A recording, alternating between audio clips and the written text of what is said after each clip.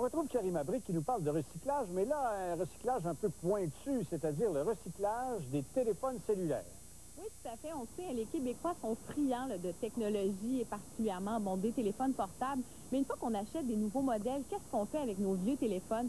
Eh bien, l'organisme Jeunesse au Soleil a décidé de s'associer avec une compagnie de recyclage de téléphones pour justement récupérer vos vieux téléphones portables et en même temps le joindre l'utile à l'agréable et pouvoir aller ramasser des fonds avec ça. Les magasins regorgent de nouveaux téléphones et vous avez finalement craqué pour le dernier modèle. Maintenant, que faire avec votre ancien téléphone? Eh bien, pourquoi ne pas le recycler tout en aidant un organisme communautaire? Jeunesse au Soleil et une compagnie de recyclage de matériel électronique lancent une campagne pour récupérer vos vieux téléphones portables. L'objectif, c'est d'avancer au moins 2000 téléphones cellulaires usagés, ou des appareils de technologie portative usagés, dans le but de les recycler. Puis ça pourrait donner jusqu'à 10 000 à Jeunesse au Soleil. Un montant de 10 000 qui s'ajoutera au fonds de Jeunesse au Soleil grâce à plusieurs entreprises d'ici qui s'engagent à verser un montant pour chaque téléphone récupéré. Vous n'avez qu'à rapporter votre appareil désuet dans un des 100 points de chute prévus. Vous pouvez toujours checker sur notre site web www.1optimum.com. Il y en a un liste au complet. Le site Internet permet de trouver le lieu le plus près de chez vous, parce qu'il n'est pas toujours évident de se départir de ces vieux appareils de façon écologique. C'est pas super indiqué, ça c'est certain. Il faut s'informer si on veut vraiment les faire recycler. La seule fois que j'en ai entendu parler, c'est par mon employeur. Pourtant, ce simple geste permettrait d'éviter que des substances toxiques se retrouvent dans notre environnement. Il y a des métaux lourds et c'est pourquoi il est important de s'en préoccuper. Ces métaux lourds-là, ce sont des résidus qui sont nocifs pour l'environnement lorsqu'ils sont enfouis ou incinérés. Et les Québécois consomment de plus en plus ce type de produits. En 2006, c'est près de 4 millions de produits électroniques divers qui ont été achetés, ce qui signifie aussi un potentiel de plus de 40 000 tonnes de déchets résiduels. En recyclant votre vieux téléphone cellulaire, vous aiderez non seulement à la cause de Jeunesse au Soleil, mais aussi à la cause environnementale. Simplement, en 2006, les Québécois ont acheté pour plus de 400 000 téléphones cellulaires et de ce nombre, plus de la moitié à la fin de leur utilisation prenaient le chemin de la poubelle. Karima Abri, TQS, Montréal. Les employés de la papetière Bowater ont manifesté ce matin, non plus du côté de l'Abitibi, mais bien du côté de Saint-Raymond où il y a un autre plan. Parce qu'ils se disent, écoutez, dans toute cette restructuration-là, on veut s'assurer que, et on ne comprend pas pourquoi il y a des déplacements d'un plan à l'autre alors qu'on pourrait le faire ici. Éric Lévesque a les détails. Les employés de la scierie Abitibi-Bowater de Saint-Raymond s'étaient donné rendez-vous devant l'entreprise ce matin. En arrêt de production depuis la mi-février, ils avaient à l'œil les billots de bois dans la cour de l'usine. C'est que la direction d'Abitibi-Bowater a pris la décision de vider de 50 % ses inventaires de bois. 250 camions vont donc acheminer la matière première vers une autre usine, où elle sera transformée en copeaux. Le bois serait trop sec, allègue la compagnie. Les employés de Saint-Raymond étaient pourtant prêts à reprendre le travail pour transformer tout ce bois en planches. Pour nous autres, c'est 5 semaines d'ouvrage qu'on perd à Saint-Raymond. Puis on aurait pu très bien transformer nous autres mêmes. La crise forestière touche particulièrement la région de Portneuf, où le bois est un des moteurs de l'économie. On est un pays de forêt, on est un pays de bois. On est une ville qui vit avec ça. La scierie qui a longtemps été rentable est la possession d'Abitibi-Bowater depuis seulement 2 ans. On dirait d'une entreprise qui n'a pas de vision. Elle achète une scierie, puis 2 ans plus tard, on parle de la fermer. Parlant de fermeture, les employés de l'usine de pâte et papier de Donnacona, qui a fermé ses portes en février dernier, étaient sur place pour soutenir leurs collègues face au même employeur qui n'entrevoit toujours pas de relance à court terme. Si on a à partir, si c'est pas avec Abitibi-Bowater, ça va être avec quelqu'un d'autre. Puis la journée qu'on va repartir, regarde, on va regarder Saint-Raymond, hein, parce que c'est à côté, nos copeaux sont à côté, c'est à moindre coût, là. La quarantaine d'employés de la scierie sont inquiets pour leur avenir, mais ne baissent pas les bras. Le cadenas n'est pas dans la porte, là. Puis, il sort 9 000 mètres cubes, il en reste encore 9 000, puis non, il y a encore de l'espoir. Puis... On se croise les doigts, monsieur. Éric Lévesque, TQS, Saint-Raymond. Ici Jean-Michel Vanat. Connaissez-vous le HDR? Il s'agit d'une technique de photographie numérique très populaire ces jours-ci sur Internet. Je vous montre comment en faire à 18 h au Grand Journal.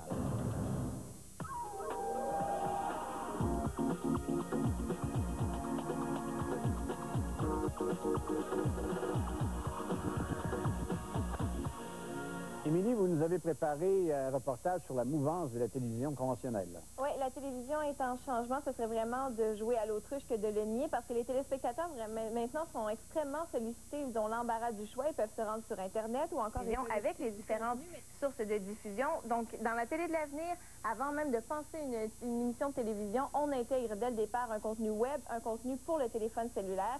Alors, je vous ai préparé un reportage complet à ce sujet. Le premier reportage d'un deuxième qui paraîtra demain. Le téléspectateur ne le sait pas, mais d'une certaine façon, il tient l'avenir de la télé entre ses mains.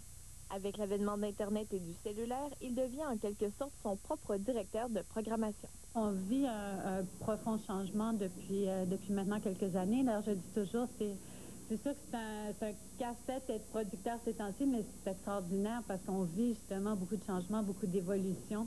L'évolution se présente maintenant sous le nom de multiplateforme. En soi, la télévision demeure une plateforme de diffusion, mais son contenu est maintenant pensé en complémentarité pour Internet et la téléphonie mobile. Ceux qui font de la télé vont continuer à en faire, et ceux qui font des médias interactifs vont faire aussi la télé avec ceux qui font la télé. Donc, on n'est plus à se dire qui va remplacer qui. C'est plutôt comment est-ce qu'on va faire les choses maintenant. Anne-Marie Lozic a pensé la Minute Blonde pour les 3 plateformes de diffusion. En moyenne, elle produit 500 capsules Internet par année. Tous les diffuseurs se passent plutôt au milieu, dans des projets qui ne dérangent pas trop, etc. Pour moi, tout ça, c'est fini de toute façon. Déjà, là où j'en suis, parce que moi, je suis déjà à penser à dans 2-3 ans. La technologie ne sert à rien si elle ne véhicule rien. Et en cela, le multiplateforme nous ramène au contenu. Jusqu'à présent, on s'asseyait devant son ordinateur comme on s'assoit devant sa télé. Avec le téléphone, c'est l'inverse. On emmène sa télé, on emmène son ordinateur et on va faire autre chose.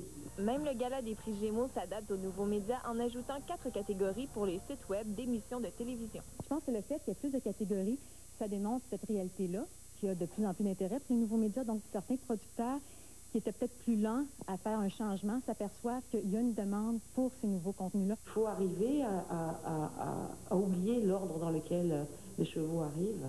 Ce qu'il faut avoir conscience, c'est qu'il faut jouer le trio. Il faut juste faire des bons programmes, puis les gens vont être là, que ce soit à la télé, que ce soit sur Internet, que ce soit sur téléphone mobile. C'est-à-dire, en bout de ligne, c'est ça, faire du bon produit. Le rôle du petit écran doit être repensé, mais au Québec, il aura toujours sa place au centre du salon. Demain, on se penche sur les impacts de ces changements sur notre deuxième sport national. Émilie Perrault, TQS, Montréal. Les policiers confirment le bilan de cet accident de Saint-Gabriel de Brandon, 3 morts. Nous revenons après la pause avec les détails et les circonstances qui ont entraîné cet accident sur 2 kilomètres et en 2 temps.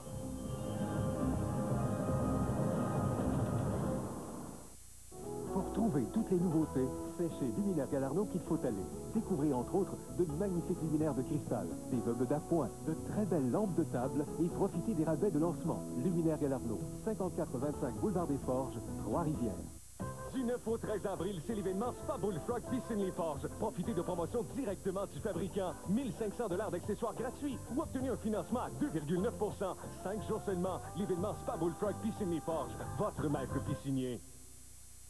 TQS en action, une présentation de l'Académie Michel Brouillette. Rona Hashmato de Nicolet a officiellement ouvert ses portes le 2 avril dernier. Situé au 2145 Grand des 40, ce nouveau magasin offre aux consommateurs un service personnalisé de qualité dans un tout nouveau concept. Vous avez des problèmes de cheveux? À l'Académie Michel Brouillette, le tout nouveau centre d'analyse René Furterer vous procure des solutions. À l'aide d'appareils ultra sophistiqués, l'Académie Michel Brouillette innove. Venez profiter des bienfaits de cette méthode unique et originale dès aujourd'hui. AW, bonjour. Non, on prend pas de réservation ici, non. Non, il n'y a pas de code vestimentaire. Il n'y en a vraiment pas, en fait. Oui, il y en a le burger de Surlonge. Oui, Surlonge, là. 50. Non, il n'y a pas de valet. Le nom du chef. Fred. Le nouveau burger de Surlonge IW, pour un temps limité seulement. Pouvez-vous venir?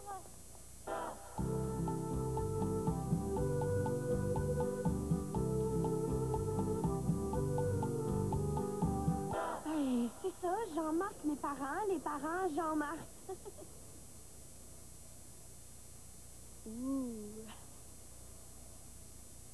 C'est beau. C'est beau? C'est beau.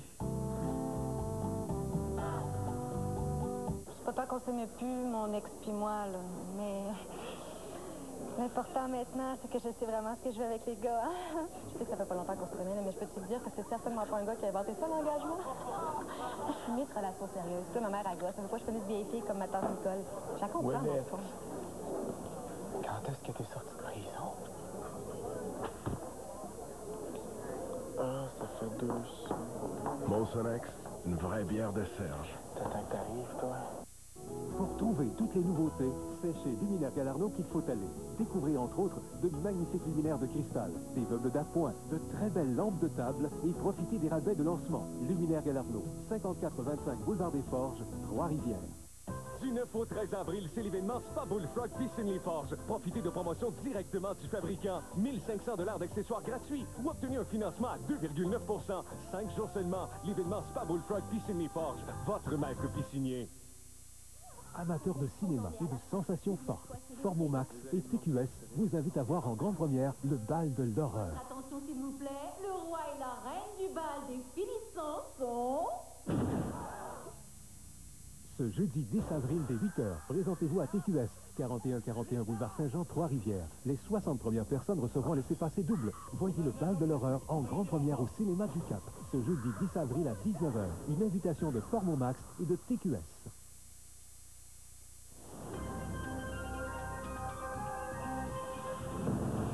Mystérieux accident mortel sur la route 348 à Saint-Gabriel-de-Brandon.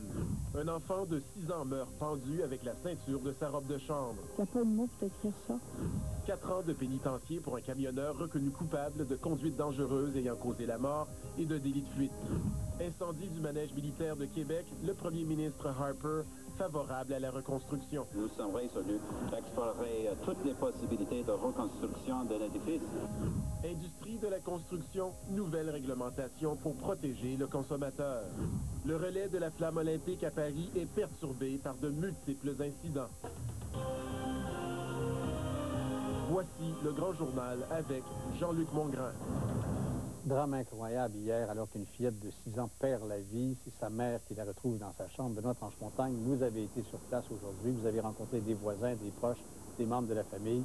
C'est un drame inexplicable. Oui, ces gens-là vivent une épreuve incroyable. La petite Éliane Lafrance qui a perdu la vie dans des circonstances tragiques hier après-midi du côté de Laval. Le coroner a ouvert une enquête, mais tout indique qu'il s'agit d'un accident mortel. La petite Éliane Lafrance est morte dans des circonstances tragiques hier après-midi à Laval. La fillette de 6 ans qui jouait seule dans sa chambre, située au premier étage de sa résidence, a été retrouvée sans vie par sa mère vers 16h15 en fin d'après-midi. On a reçu l'appel au centre 911, donc une dame en panique qui venait de découvrir sa petite fille là, qui s'était pendue par accidentellement au pied de son lit. Un lit superposé semblable à celui-ci dans lequel Éliane s'était installée pour regarder un film. C'est en voulant redescendre du lit que la ceinture de la robe de chambre de la fillette se serait coincée dans l'un des barreaux. Elle a commencé tout de suite les manœuvres pour tenter de la réanimer. Les policiers également en arrivant sur les lieux, les ambulanciers par la suite jusqu'à l'hôpital et malheureusement à l'hôpital Cité de la Santé, on a constaté son décès un petit peu plus tard dans la soirée. Plusieurs proches de la famille se sont recueillis à la résidence des parents aujourd'hui afin de les soutenir dans cette dure épreuve, pendant que des voisins déposaient des oursons en peluche et des mots d'encouragement devant la maison. Je ne peux pas concevoir qu'une telle chose puisse... Comment c'est arrivé? Je ne peux pas vous dire. Je ne peux pas vous dire. Il n'y a pas de mots pour écrire ça. J'adore les enfants, moi. Même douleur chez cette autre voisine qui a elle-même perdu un fils de 7 ans il y a quelques années à la suite d'un accident de la circulation. La petite, ça m'a fait penser un petit peu à ça tantôt. Là. Ça vous a remémoré de tristes souvenirs? Oui, un petit peu, mais on s'en remet. Là. Mais les pères d'enfants, c'est très dur. On y pense tout le temps, je pense. Puis je pense que la mère va trouver ça très dur. Journée difficile aussi pour les enfants de l'école Hébert de Laval qu'Éliane fréquentait depuis un peu moins d'1 an à la maternelle. Une aide psychologique a été offerte aux tout-petits qui en éprouvaient le besoin. La direction n'a émis aucun autre commentaire. L'enquête sur ce tragique accident a été confiée au coroner qui devra entre autres analyser les résultats de l'autopsie afin d'établir la cause exacte du décès. Rien n'indique pour l'instant qu'il y ait eu négligence de la part des parents. La mort serait, selon toute vraisemblance, purement accidentelle. Sur le meuble, puis là, le meuble va basculer. Donc, bien fixer les objets et les meubles. Quand on peut, une bibliothèque, là, juste quelques vis, là, ça peut parfois sauver une vie. Plusieurs dispositifs de sécurité sont d'ailleurs disponibles dans les commerces, comme cet accessoire en plastique qu'on fixe derrière les meubles pour les empêcher de basculer. Un autre accessoire existe aussi pour retenir les téléviseurs. Sur la télévision, on ne peut pas mettre de vis. Alors, on prendra une morceau en plastique comme tel, on le collera sur la télévision dans certains endroits. En même temps, on va le coller sur le meuble. Puis, on va passer une attache entre les deux qui va solidifier la télévision sur le meuble. En 2006, une fillette de Saint-Jean-sur-Richelieu est décédée pendue avec une chaînette de stores verticaux. Il existe des dispositifs pour éviter de tels drames. On peut en avoir une crochet transparente en plastique. Les parents peuvent l'installer, visser dans le cadrage du mur, puis ensuite de ça, juste prendre la longueur du store excessif. Ce qu'on peut offrir aussi, c'est une crochet en plastique. Vous passez les fils à travers cet endroit, puis ici, en le fermant juste et en tournant. Pour éviter que les enfants aient accès au contenu des armoires, ce système avec une clé aimantée est plus efficace que ce crochet en plastique qui peut pincer les doigts. Un grillage fixé au cadre de fenêtre aide à prévenir les chutes à l'extérieur de la maison. Un plastique peut aussi être installé sur les rampes, en haut des escaliers, pour éviter que les enfants se faufilent entre les barreaux. Isabelle Dubé, TQS, Montréal. On va rejoindre Anne Préfontaine. Les policiers sont en mesure maintenant, ils l'ont confirmé. Il y a 3 morts dans cet accident survenu vers 2h15 à Saint-Gabriel-de-Brandon. Oui, la Sûreté du Québec vient tout juste de nous confirmer que cette tragédie a fait 3 morts sur la route 348 cet après-midi à Saint-Gabriel de Brandon. Un accident qui s'est déroulé en 2 temps sur 2 scènes distinctes. On se trouve présentement sur le lieu du deuxième accident où il y a eu un violent face-à-face entre la fourgonnette Econoline bleue et une mini-fourgonnette verte qui se trouve en ce moment dans le fossé. Les 2 occupants de la mini-fourgonnette, 2 personnes âgées, sont décédés. Et cette collision frontale a été précédée d'un événement pour le moins particulier. Il y a une femme qui serait âgée d'une 40aine d'années qui aurait sauté de la fourgonnette bleue en marche. Son décès vient tout juste d'être confirmé par les policiers. Et 2 kilomètres plus loin, donc, s'est déroulé ce violent face-à-face. Le conducteur de la fourgonnette, un homme âgé de 39 ans, lui, repose toujours dans un état grave à l'hôpital. Il aura fallu les pinces de désincarcération pour le sortir de sa fâcheuse position. Là-dessus, je vous propose d'entendre les autorités. Quand nos hommes sont arrivés sur place, il y avait une fourgonnette dans le fossé d'immobilisé là avec 2 personnes incarcérées à bord. Puis l'autre véhicule, la personne avait déjà été extirpée du véhicule puis reposait sur la chaussée. Les 2 occupants qui étaient dans le véhicule direction Est sont décédés suite à l'impact. Donc, au niveau du centre hospitalier, on a constaté le décès. Quelles sont les hypothèses qui sont envisagées? Présentement, les policiers sont à vérifier la scène. Donc, il est trop tôt pour nous là, de valider au niveau des circonstances ou des causes de cet accident. Et ça pourrait être long parce que c'est assez inusité comme scène de crime.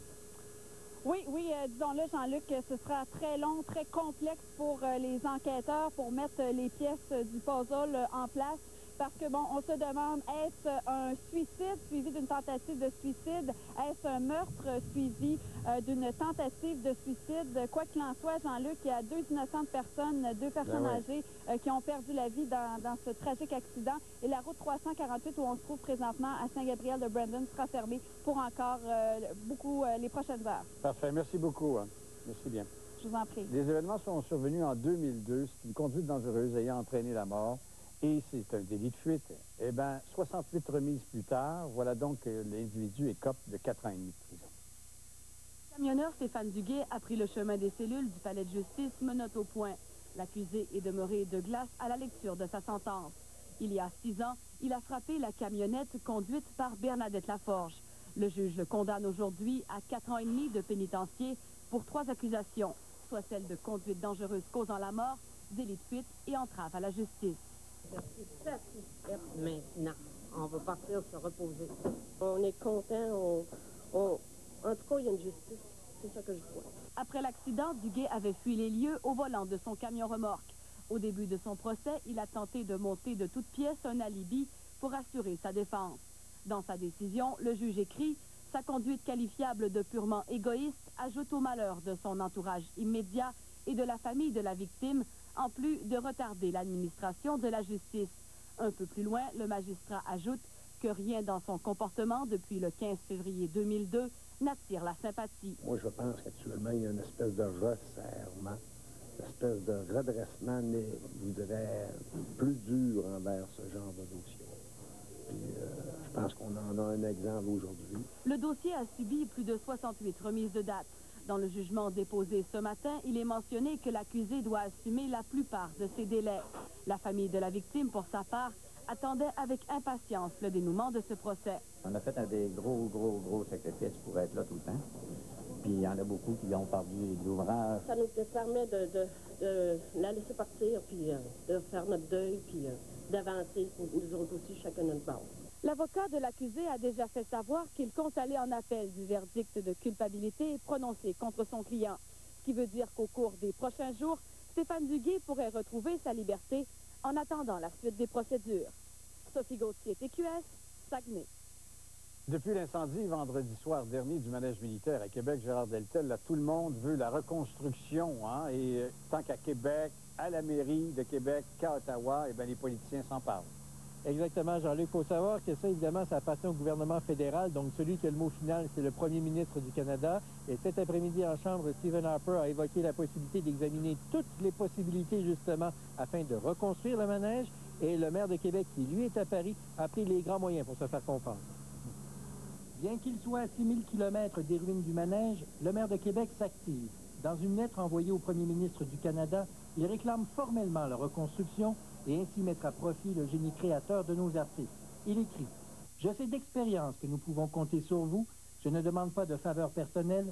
Je vous exprime seulement le souhait unanime de la population. » Les gens de Québec sont malheureux de cela, puis collectivement, c'est le genre de dossier qu'on veut voir régler rapidement.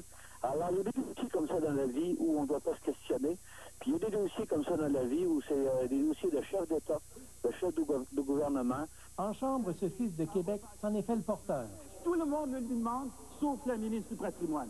Le premier ministre s'engage-t-il à rebâtir le manège militaire de Québec le plus tôt possible, oui ou non? Nous sommes résolus d'explorer toutes les possibilités de reconstruction d'un édifice qui illustre si bien la fière histoire du militaire de la ville de Québec. On ne demande pas au premier ministre d'explorer, on demande que le premier ministre s'engage à le rebâtir. Explorer les possibilités, pas suffisant au goût du bloc. J'étais certaine, avec José Werner, vous savez, le leader de la région de Québec, lui-même, annonce quelque chose et qu'il serait là parce qu'il nous a laissé quand même, en tout cas, il y a un flou là, dans leur réponse. Et même le NPD réclame la reconstruction. Il fait partie de notre histoire et du Canada et du Québec. Ce serait injuste que ça prenne du temps. On parle de plusieurs années. Il n'y a aucune raison que ça tarde et qu'on devrait commencer tout de suite à trouver une solution. Alors que même le Bloc québécois et le NPD souhaitent que le manège garde sa vocation militaire, voilà qu'un organisme privé, le Conseil des monuments et sites du Québec, dit qu'il ne faut pas aller trop vite sur la gâchette. Je pense qu'on peut même à ce moment-ci remettre en question cette activité militaire au cœur même de la ville. C'est une possibilité. Pourquoi? Parce que, comme je vous disais, effectivement, une activité militaire de cette nature-là peut-être se trouverait mieux servie à l'extérieur, en périphérie de la ville, à Valcartier. Alors que plus de 120 ans d'histoire se sont envolés en fumée en quelques heures, le débat sur sa renaissance prendra bien quelques mois. Gérard Deltel, TQS, Québec. Nouvelle intéressante pour les consommateurs, surtout ceux qui veulent se faire construire. Et la Régie du bâtiment, Daniel, qui resserre un peu ses règles, ses normes et ses paramètres pour protéger davantage le consommateur. Oui, nouvelle importante, en ce printemps, on sait qu'on va penser faire construire ou acheter une propriété. Il faut dire que la nouvelle réglementation va entrer en vigueur le 25 juin prochain, mais il y a des modifications qui vont accroître en quelque sorte la protection du consommateur. L'industrie de la construction au Québec connaît des années de vaches grasses. Depuis 10 ans, le Québec devance l'Ontario et la Colombie-Britannique en termes de croissance de mise en chantier. La pression était si forte que certains se sont improvisés entrepreneurs, et c'est le consommateur qui en a payé le prix. Aujourd'hui, on modifie les règles, et le changement le plus significatif est certainement ce qu'on appelle le cautionnement de licence. Dorénavant, tout entrepreneur devra fournir un cautionnement de licence, c'est-à-dire un montant mis en garantie, 10 000 $ pour un entrepreneur spécialisé, 20 000 pour un entrepreneur général, montant qui pourra être utilisé pour indemniser un consommateur lésé. Avant, le consommateur n'y avait recours qu'en cas de fraude ou de malversation. Dorénavant, les recours possibles seront plus nombreux. Mieux encore, le fardeau de la preuve est renversé. Le fardeau de la preuve auparavant, avec le cautionnement qu'on avait pour malversation et fraude, reposait sur le consommateur, alors que maintenant, le consommateur n'aura pas à démontrer nécessairement qu'il y a fraude. Le consommateur pourra se présenter en cour et obtenir un jugement favorable sans se soucier de l'exécution du jugement.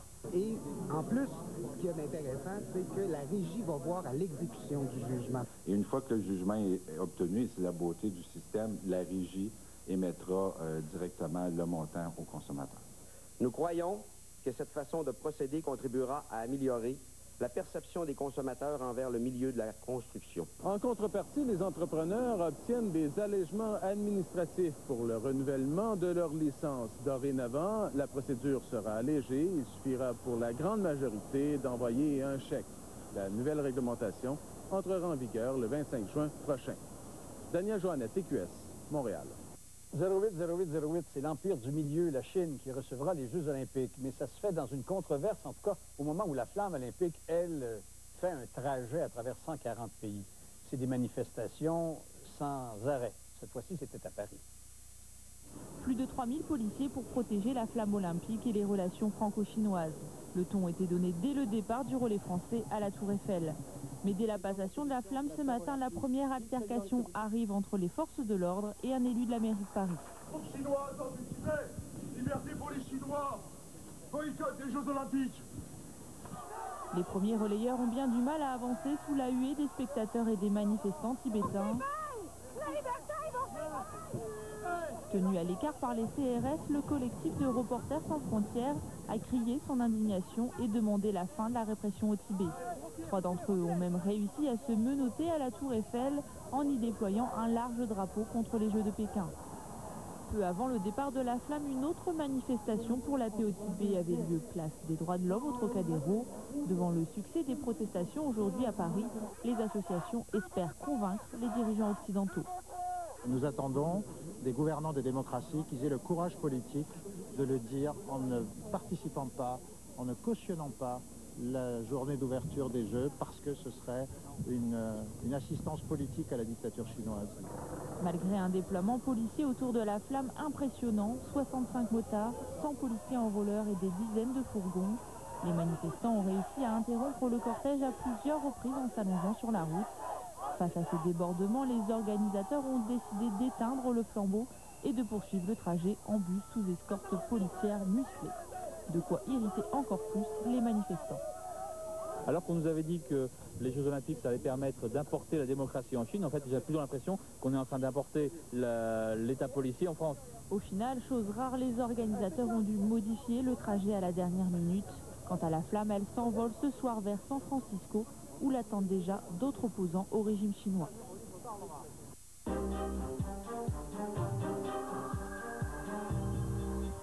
Alors, ces manifestations, ça sensibilise le monde et la planète entière sur la question du Tibet. Est-ce que ça influence les Chinois? Bien, à mon avis, c'est une bonne chose que les gens se manifestent. Maintenant, il y a un degré, à mon avis, qui est acceptable. Disons-le tout de suite, les Chinois là, ne voient pas ça. Hein, la censure, la censure médiatique. Ça rentre pas chez eux. Le peuple chinois ne sont pas impressionnés par ça, voilà, tout à fait. Alors bon, ce sont les autorités. Ce qu'il faut comprendre, c'est dans la diplomatie asiatique, il faut y aller assez délicatement avec les autorités. On peut passer des messages, mais il faut éviter de les braquer. Parce qu'une fois qu'ils sont braqués, il n'y a plus rien à y faire. Ils sont quand même 1,3 milliard. En fait, ils n'ont pas besoin de nous autres pantoutes. Ben, soyons clairs, là. Demandez à Bombardier par Power Corporation s'ils n'ont plus besoin de la Chine que la Chine a besoin de Mais en même temps, on ne peut pas se mettre à genoux parce qu'il y a un marché. Autrement dit, l'économie de marché, c'est pas la seule loi. Penser qu'il y a du cheap labor en Chine, c'est pas la seule loi non plus. Et quand on va en Chine et qu'on s'installe là, ils prennent notre technologie. Quand ils l'ont bien compris et bien eu, ils nous mettent dehors. C'est vrai qu'il y a des relations économiques particulières. Disons que c'est quand même une partie importante de la planète. Il faut apprendre à travailler avec eux.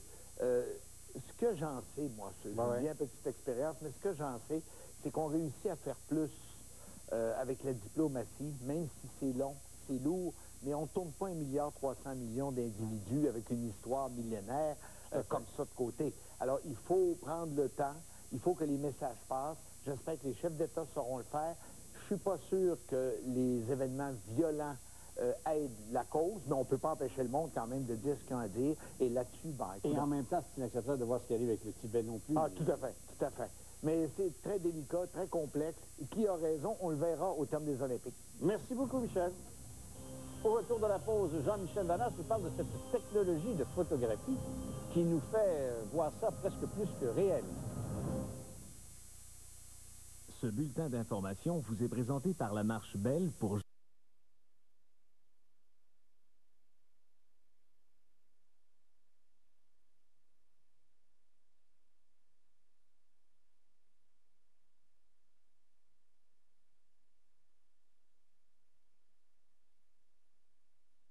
Il y a plein de bons petits morceaux, là.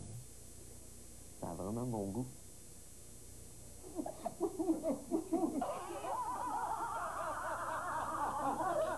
Patients et employés de l'hôpital.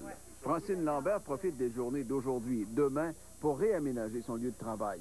Premièrement, on voit là dehors, puis on va voir, ça va être, c'est neuf, fait que ça va être agréable. L'utilisation de la nouvelle entrée principale face à la 119e rue se fera le lundi 14 avril prochain. Aujourd'hui, on fait beaucoup plus d'ambulatoires que de gens qu'on hospitalise. Donc, c'était vraiment requis d'aménager des espaces pour être capable de répondre à cette réalité-là. Un environnement amélioré à tout point de vue, même pour prévenir de potentielles contaminations. Avec des matériaux choisis, justement, pour éliminer le plus possible, ou en tout cas faciliter le nettoyage. Ces changements, ils étaient réclamés depuis plus de 10 ans et nécessaires plus que jamais. L'ouverture du centre ambulatoire est un grand pas en avant. La phase des travaux, deuxième étape, va créer certaines difficultés. Donc, on va demander à la population d'être compréhensive pour les 6 prochains mois et par la suite, ils auront un nouveau centre qui va leur être particulièrement intéressant. Et ce n'est pas terminé. L'agrandissement de l'urgence est aussi un besoin important. Des travaux estimés à 8 ou 9 millions de dollars. On a un projet actuellement, on est en train de discuter avec l'agence et le ministère sur le projet d'amélioration de l'urgence, en fait, l'agrandissement pour tenir compte des critères modernes d'aujourd'hui en matière d'urgence. Au total, c'est 6 000 mètres carrés qui seront ajoutés pour un total de 25 de superficie supplémentaire. Richard Lheureux, Radio-Canada, Shawinigan.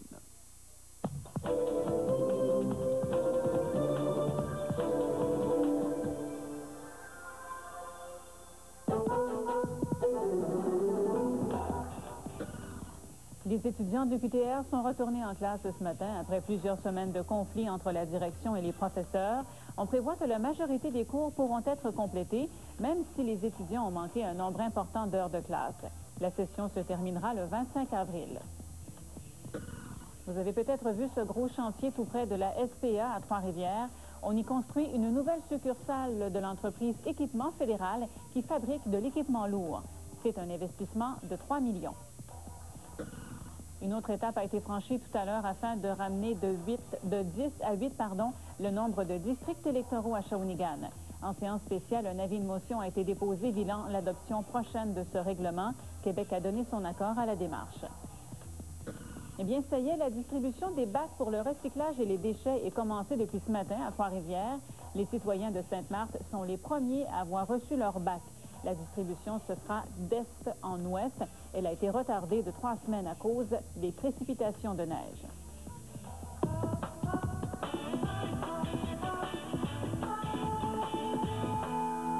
Josie, on voulait souligner les 20 ans du Salon du Livre en grand. On peut dire que la fête est réussie vraiment sur toute la ligne. En fait, tout le monde, je pense que c'était une fête un peu euphorique pour tous ceux qui ont participé ou assisté au Salon du Livre de Trois-Rivières, tant les auteurs que le public. Et le public, il faut bien le dire, c'est 11 500 personnes qui ont franchi les portes du Salon du Livre en fin de semaine. C'est déjà 1000 de plus que l'an dernier. Les journées scolaires ont été très nombreuses, très achalandées. Le président d'honneur, Brian Perrault, a été fort généreux de sa présence tout au long de la fin de semaine. Il a d'ailleurs reçu le coup de cœur du public. On lui a donné le prix des lecteurs. Et pour ce qui est de l'auteur jeunesse India Desjardins, c'est à elle qui est revenu le prix des jeunes lecteurs.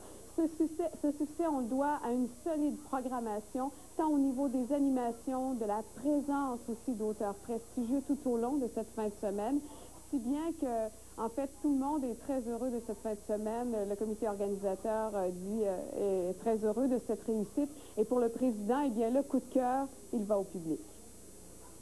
Les gens se sont emparés du salon, ils l'ont mangé hier, là, ou en tout cas pendant les 4 jours du salon.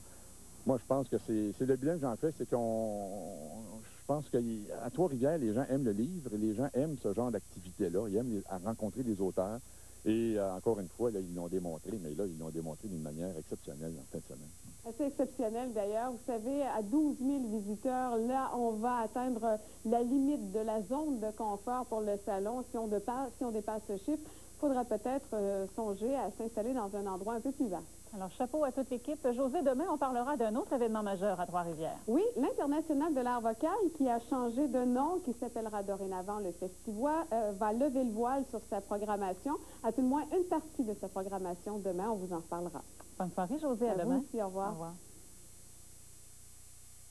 Tête d'affiche, une présentation de Radio-Canada Mauricie. Jacques Lacombe est directeur artistique et chef attitré de l'Orchestre symphonique de Trois-Rivières. Jeune musicien prodige, il est devenu une sommité mondiale. Formé au Conservatoire de musique de Trois-Rivières, il a par la suite décroché l'équivalent de 2 doctorats à l'Académie de musique de Vienne. De 1991 à 2003, Jacques Lacombe a été chef attitré et directeur musical des grands ballets canadiens. Depuis quelques années, il est régulièrement invité par de nombreux orchestres et maisons d'opéra de prestige. Il a dirigé 42 formations à travers le monde et obtenu des distinctions prestigieuses, la dernière étant le prix Opus Interprète de l'année en 2007. Jacques Lacombe veut que l'OSTR soit le catalyseur de l'activité musicale et artistique régionale. Tête d'affiche, une présentation de Radio-Canada Mauricie et des collaborateurs suivants. Pour en savoir davantage sur les actualités du jour ou pour regarder notre bulletin en différé, consultez notre site Internet à l'adresse suivante www.radio-canada.ca/Mauricie. J'espère que vous avez su profiter de cette belle journée avec un maximum ce soir et cette nuit de -1 à -2 degrés parce que demain, vous voyez le soleil, mais ça va s'ennuager en cours de journée. Maximum quand même confortable demain de 9 à 11 degrés. Donc, demain, ennuagement pour nous donner tout ça de la pluie passagère pour mercredi, faire fondre la neige. Maximum mercredi de 12 à 13 degrés, mais le soleil va revenir se pointer le bout du nez dès jeudi. Voilà, c'est complet. Le téléjournal, bien sûr, qui se poursuit après la pause. Il sera notamment question de jeunes qui partent faire un voyage bien particulier au Pérou. Reportage d'Anne-Louise Despatie dans quelques instants. Merci d'avoir été là. Je vous retrouve demain, bien sûr, à 18 h pour le téléjournal Mauricie. Passez une excellente soirée. Rendez-vous demain. Au revoir.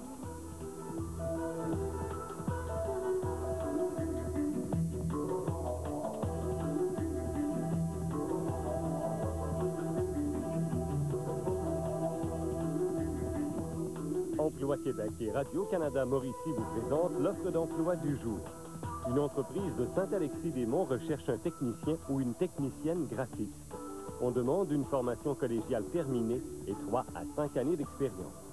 Plus de détails sur Internet à emploiquebec.net.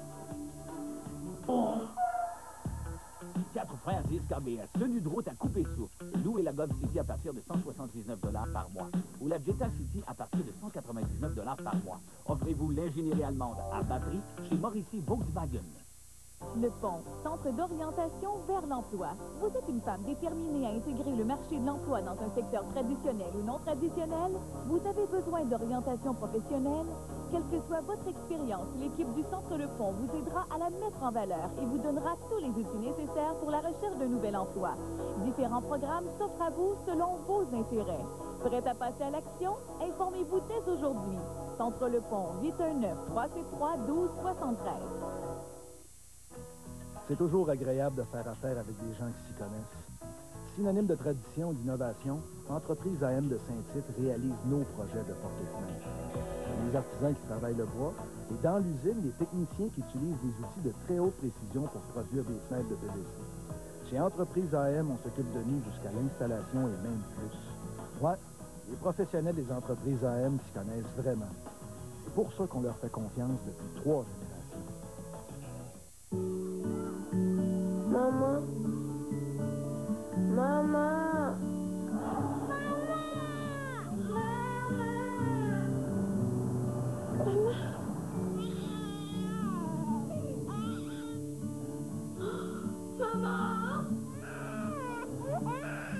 Maman? Et une maman, elle appelle qui quand elle a besoin qu'on prenne soin d'elle? Proxime. Notre nature à nous, c'est de prendre soin de vous. Les nouveaux prix réduits des Jetta et Passat démarrent maintenant chez Mauricie. Pour venir en aide à la population d'un village. Anne-Louise Despatie. On dit quoi? Cheese, sauvé, Pérou! Ce n'est pas encore le Pérou, mais ce le sera bientôt. Et en attendant, ces jeunes s'entraînent sur le Mont-Royal. Il fait un peu de cardio, un peu de musculation, puis capable de monter. T'es capable de monter? Oui. On a eu quelques randonnées, donc on en a refait. Là-dedans, on fait une équipe. Mes parents ils ont acheté un vélo stationnaire. Et je fais des marches. Mélanie, la championne de natation, Sean, le sportif, Carl, le petit rigolo du groupe, et Simone, la passionnée de lecture et d'écriture, sont prêts au dépaysement. J'imagine que c'est un peu différent, hein? Parce que dans Falkville, c'est un peu différent. On a hâte d'aller au Pérou? Ouais! On est à Crète! Ils sont tous atteints de trisomie 21 et font partie d'un groupe de 6 jeunes adultes qui escaladeront le Machu Picchu. Un voyage de 13 jours qu'ils préparent avec 6 stagiaires en éducation spécialisée du Cégep du Vieux-Montréal.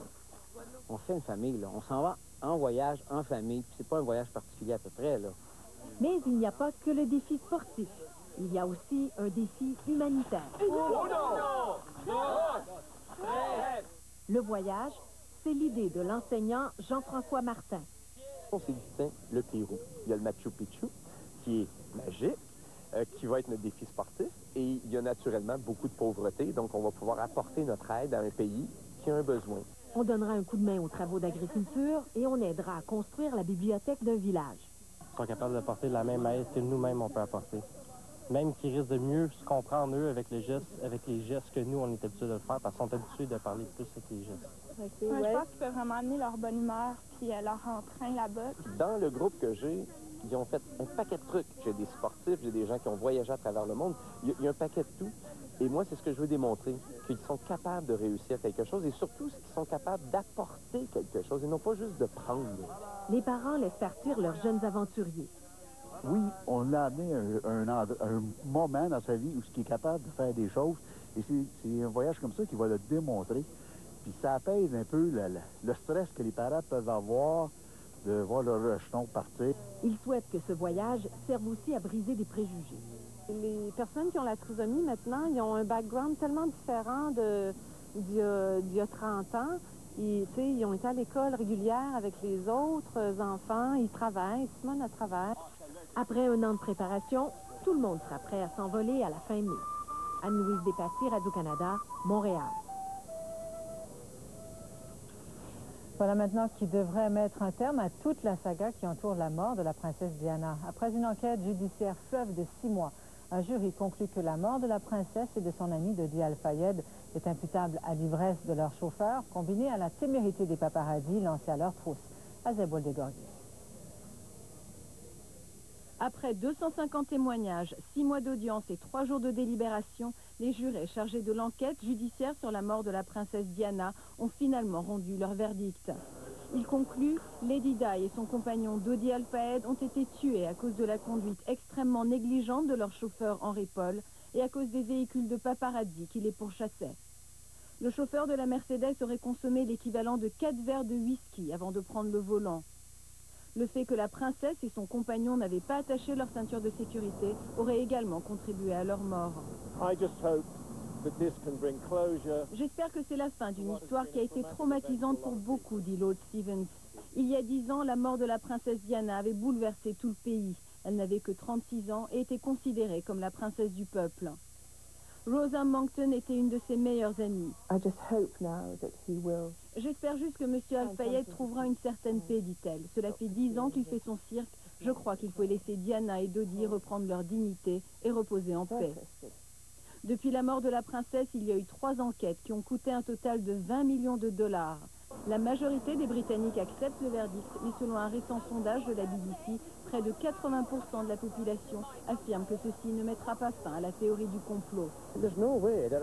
La famille royale n'aurait jamais accepté un musulman dans leur cercle, dit ce manifestant. C'est pour cela que les services secrets ont tué la princesse et son amie.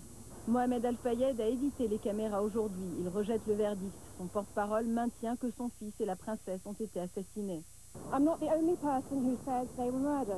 Je ne suis pas la seule personne qui croit qu'ils ont été assassinés, dit-elle. Des millions de personnes seront déçues. D'un point de vue légal, ce verdict met un point final à toutes les théories de conspiration, car il n'y a pas la possibilité d'un appel. Mais dans la population, il y en aura toujours qui croiront au complot. Azaboul Degurgi, Radio-Canada, Londres. Au Texas, les autorités ont poursuivi aujourd'hui l'évacuation des femmes et des enfants de la secte mormone à réputation polygame de la ville d'Eldorado. Plus de 500 personnes ont été sorties de force jusqu'à maintenant après la plainte d'une adolescente qui affirme avoir été abusée. Hugues Poulain. Plus de 400 enfants, filles et garçons, ainsi que 133 femmes ont été évacués au cours des derniers jours de la secte mormone réputée polygame. Les personnes évacuées ont été transportées dans des centres d'hébergement provisoires alors que la police poursuit ses perquisitions. L'évacuation du complexe religieux a débuté à la suite d'une plainte au téléphone d'une adolescente qui a soutenu avoir été forcée d'épouser, quand elle avait 14 ou 15 ans, un homme d'une 50aine d'années. L'adolescente, qui a maintenant 16 ans, a eu un enfant avec son mari imposé. La protection de l'enfance a ouvert une enquête. Je crois que les allégations de la jeune fille sont fondées, a affirmé cette responsable. Jusqu'à maintenant, un seul homme de la secte a été arrêté pour s'être opposé au travail des policiers. La secte mormone polygame s'appelle l'Église fondamentale des saints des derniers jours. Elle est dissidente de l'Église mormone officielle qui a banni la polygamie il y a un siècle. La secte est venue s'installer en 2004 dans cette petite ville du Texas après avoir eu maille à partir avec les autorités de l'Utah. C'est comme si une soucoupe volante remplie d'extraterrestres s'était installée ici, a affirmé ce journaliste local. Le chef de la secte, Warren Jeff, un polygame charismatique, a été arrêté en 2006 près de Las Vegas, au Nevada. Il a été condamné à la prison à vie pour complicité de viol, pour avoir forcé une adolescente de 14 ans à épouser un homme plus âgé. Il fait face à de nombreuses autres accusations d'abus sexuels avec des mineurs et de polygamie. Hugues Poulain, Radio-Canada, Washington.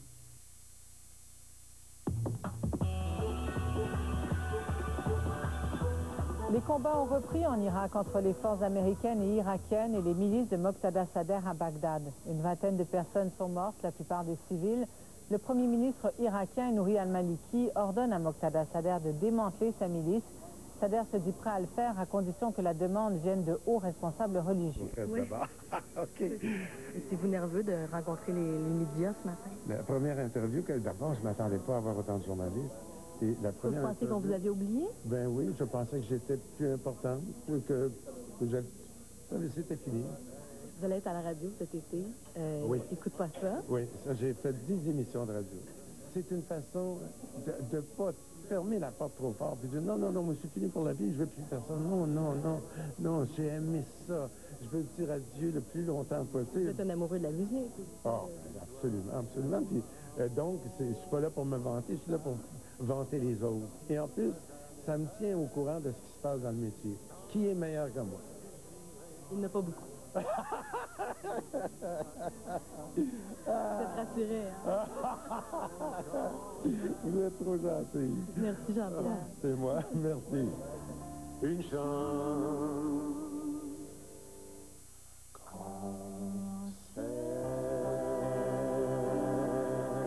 Après la pause, Paris Hilton en tête-à-tête avec Anne-Marie et Michel Côté, l'homme aux 4 mains.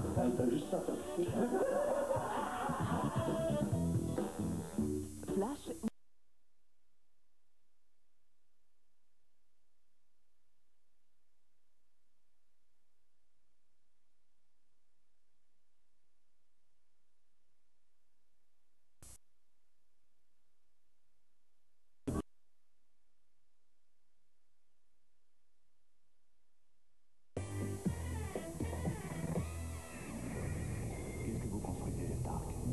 Pictures et Flash vous offre la chance de vous envoler vers Los Angeles afin d'assister à l'avant-première du film Iron Man le 30 avril. Vous et votre invité pourrez admirer les plus grandes stars. Pour participer, regardez Flash et répondez à la question posée par Pierre Brassard pendant l'émission. Rendez-vous au flashmag.ca ou appelez au 1-888-533-3535 pour nous donner votre réponse. Je viens seulement de comprendre quelle est ma mission. Iron Man prendra l'affiche le 2 mai dans les cinémas. Bonne chance! Alors, voici la question du concours. Il faut d'abord surveiller l'émission. Combien de mains Michel Côté a sur la première page du magazine Famous? Combien de mains? Maintenant, écoutez, ce week-end, la rue Sainte-Catherine a monté d'un cran au niveau intellectuel. Vous savez que Paris Hilton était dans son environnement le plus familier. Un magasin de chaussures. Elle lançait sa collection de chaussures au magasin Browns. Et Anne-Marie Wittenshaw l'a rencontrée.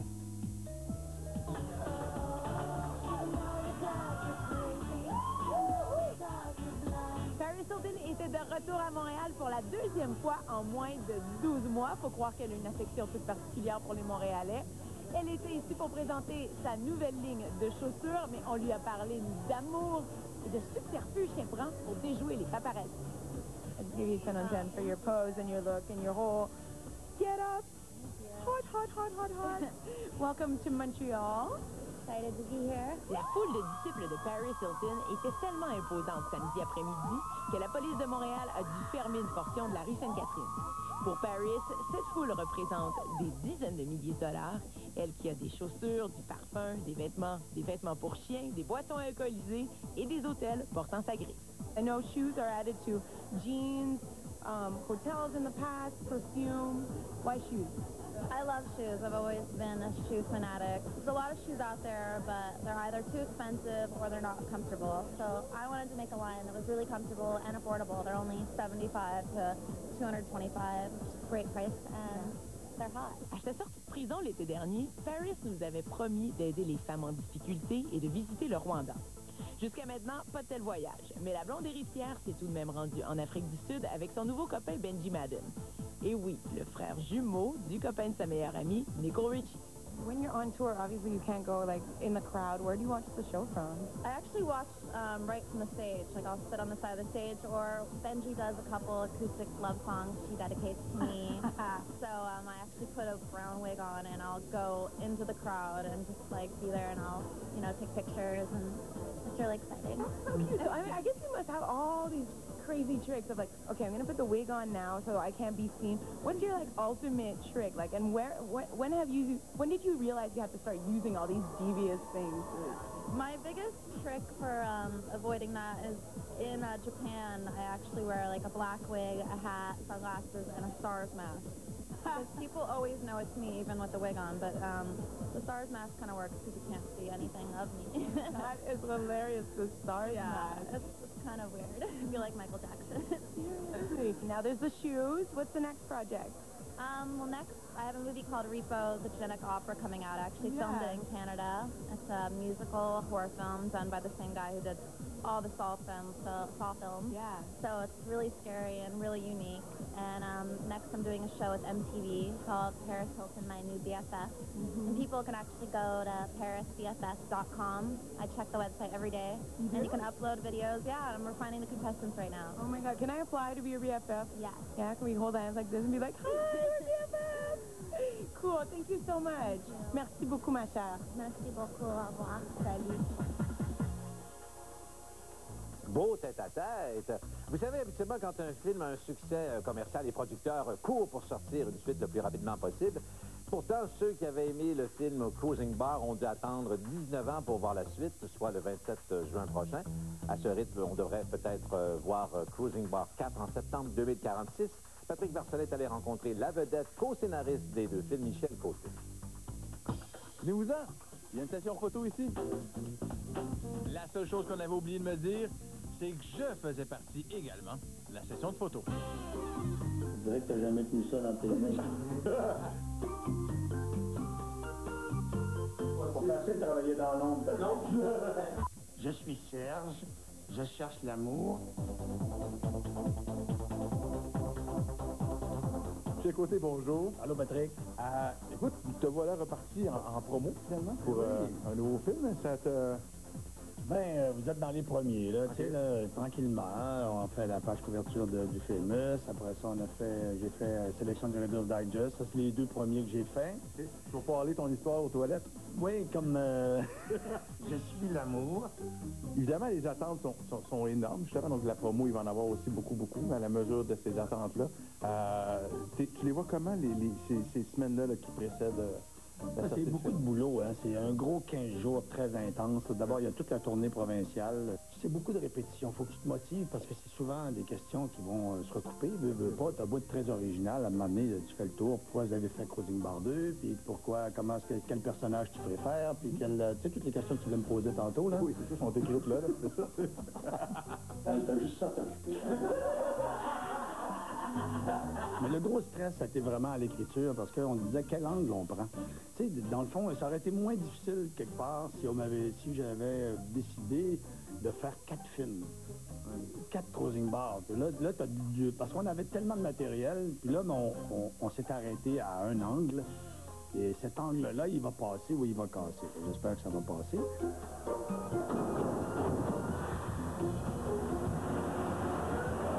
Le pire qui peut arriver, c'est qu'un des 2 Cruising Bars soit meilleur que l'autre. Et heureusement, ça donne que c'est les 2 mêmes personnes qui l'avont fait. J'ai vraiment qui me pique des pas grave.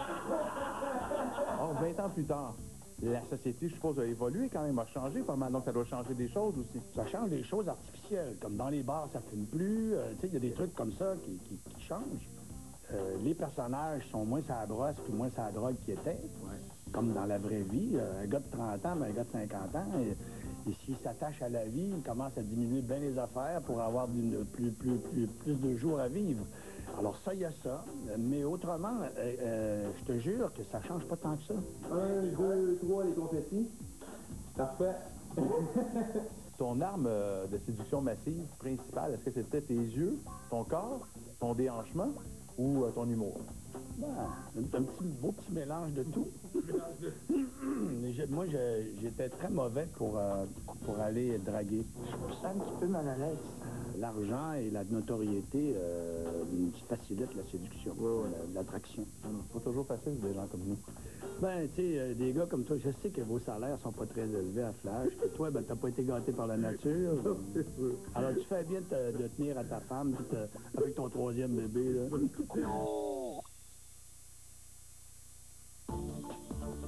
Dans un instant, Mike Ward et Patrick Groux reforment un duo pour un soir seulement.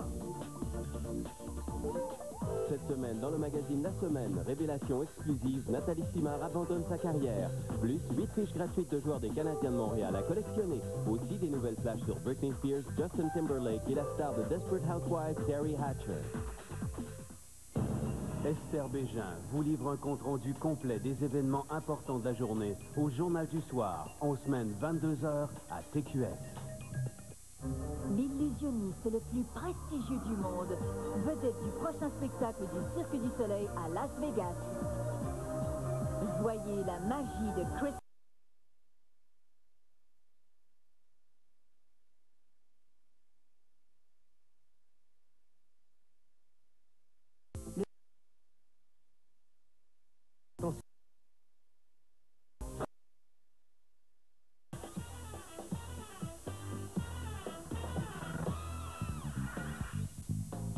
Mardi, à Flash, Guy Jodoin, Claude Legault, Sylvie Moreau et compagnie cherchent une nouvelle galaxie. Julien Poulain voudrait-il vivre sur une autre planète? Et bonne confidence de France Baudouin sur l'oreiller. Ce soir, les Grands Brûlés bénéficient de la générosité de Patrick Groux et de son ami Mike Ward qui sont réunis sur scène. Ils sont présentement en direct avec Stéphane Gonzalez. Bonsoir Stéphane. Salut Pierre, ça va bien? Oui. Oui, je suis avec Patrick et Mike. Comment ça va? Ça va très bien. Toi, Mike, comment ça va? Correct. Qu'est-ce qui se passe? Ça va super bien. Super bien. C'est votre 12e participation au spectacle bénéfice pour Entraide de Grands Brûlés. En fait, c'est ton initiative d'avoir créé cet événement-là. Ben, c'est un peu grâce à mon médecin de famille, Dr Lassalle, qui me parlait souvent, qui était président, en fait, d'Entraide Grands Brûlés. Il s'est beaucoup occupé aussi des Grands Brûlés à la Villa Médica, je pense, à Montréal. Et ça faisait une couple d'années qu'il me parlait de ça, puis il m'a demandé si je voulais participer. Alors, on en a jasé un peu, puis j'ai offert d'animer cette soirée-là, puis de l'organiser avec la gang du bureau chez les productions Faneuf. Ça, ma gang à moi, en fait. Le house band, ce soir, c'est les Bas Blancs. Il y a mon équipe de tournée. Et je veux juste préciser que tous les artistes qui vont être là ce soir, c'est vraiment bénévolement qui sont ici. Il n'y a personne qui est payé. L'équipe aussi, c'est la même chose. Fait que c'est de l'entraide. Et Mike Ward, qui est un de nos invités spéciaux ce soir. Oui, c'est drôle, c'est Pat, quand il m'a appelé pour ça, c'était même pas pour m'inviter, vu qu'il se sent mal, tu sais, il disait, là, écoute, tu l'as fait l'année passée, fait que... puis là, c'est moi qui ai dit, tu veux que je le refasse? OK. C'est parce que moi, c'est gênant, oui, c'était ça le but de l'appel, puis il y a des artistes que j'appelle personnellement, parce que, puis je sais ce que c'est, on est beaucoup sollicité, il y a beaucoup de causes, puis d'appeler quelqu'un, puis demander de se déplacer, puis l'équipement, puis le test de son, puis la soirée gratuitement, c'est un peu gênant, mais on le fait parce qu'en bout de ligne, c'est une Moses de bonne cause, c'est pour des gens qui souffrent et qui en ont besoin aussi, et pour Entraide Grand Brûlé, qui est un organisme à but non lucratif qui est exceptionnel. L'équipe là-bas, ce qu'ils font, c'est exceptionnel aussi. Donc, qui on va voir sur scène ce soir? Ce soir, il y a, en humour, il y a Mike Ward, il y a Dominique Paquet, il y a moi. Oui, parce que j'ai caché une liste de tantôt, mais regardez bien. Il veut pas que attends une minute, je le sais. Il y a Pépé et sa guitare, Alpha Rococo, 3 gars sur le sofa, Bob Walsh qui est là encore cette année. Là, il faut faire ça vite. Attends, là, je vais sortir, je vais pas oublier. Vincent Vallière qui est là ce soir, Annie Blanchard. Je sais pas si j'en ai pas oublié. Un nouveau gars qui s'appelle Frank Fuller. Pas très connu, mais moi, je le présente ce soir. C'est un talent exceptionnel à suivre, Frank Fuller. Il va être ici ce soir avec nous autres aussi. Les gars, bon spectacle. Merci beaucoup. Merci pour la grippe avec. Non, c'est pas... bon spectacle. Et le rub, et je le donne à tout le monde aujourd'hui. Va lécher le caméra. À venir, un résumé de la vie professionnelle de l'acteur Charlton Heston.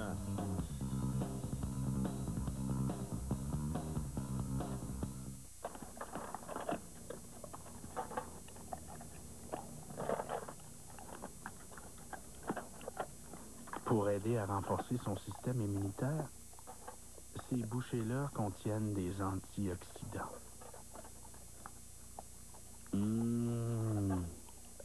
Des bons antioxydants. Nouveaux et complètement repensés. Pédigree Vitalité Santé.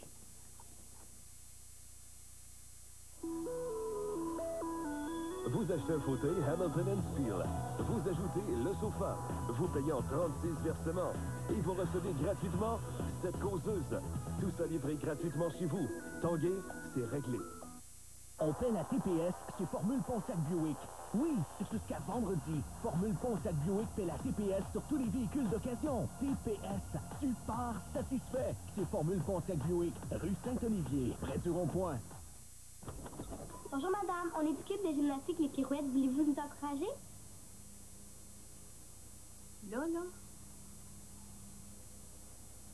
Let's go les filles. On lâche pas. Hein, vous êtes super bonnes. Let's go, pirouette, let's go.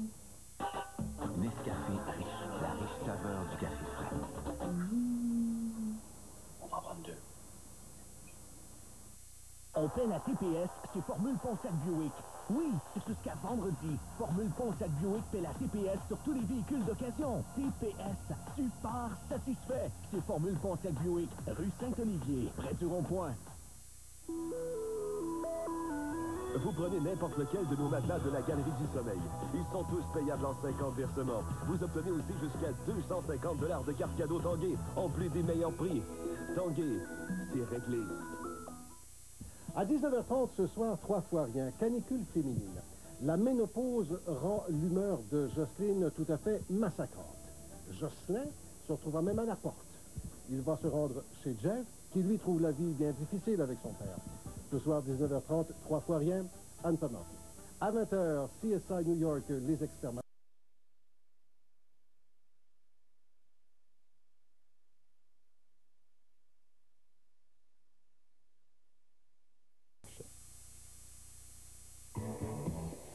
Hollywood a perdu un de ces géants durant le week-end, Charlton Heston, de son vrai nom, John Charles Carter, nous a quittés à l'âge de 84 ans.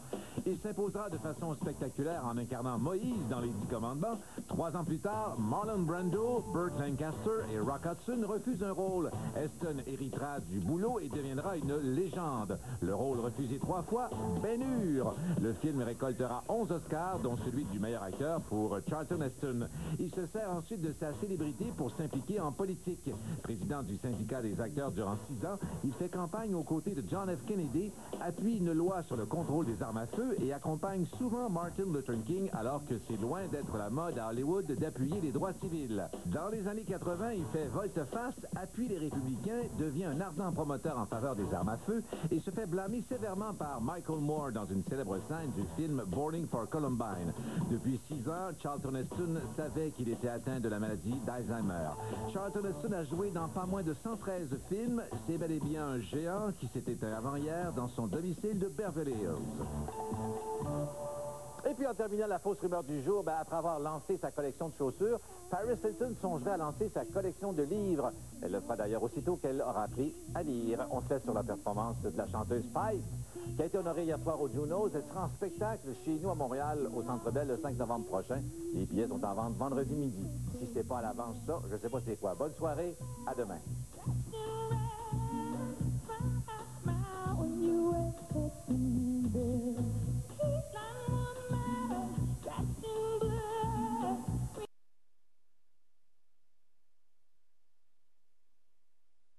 Descente de lit et aïe aïe bobo. Et le tour de passe-passe de Fido.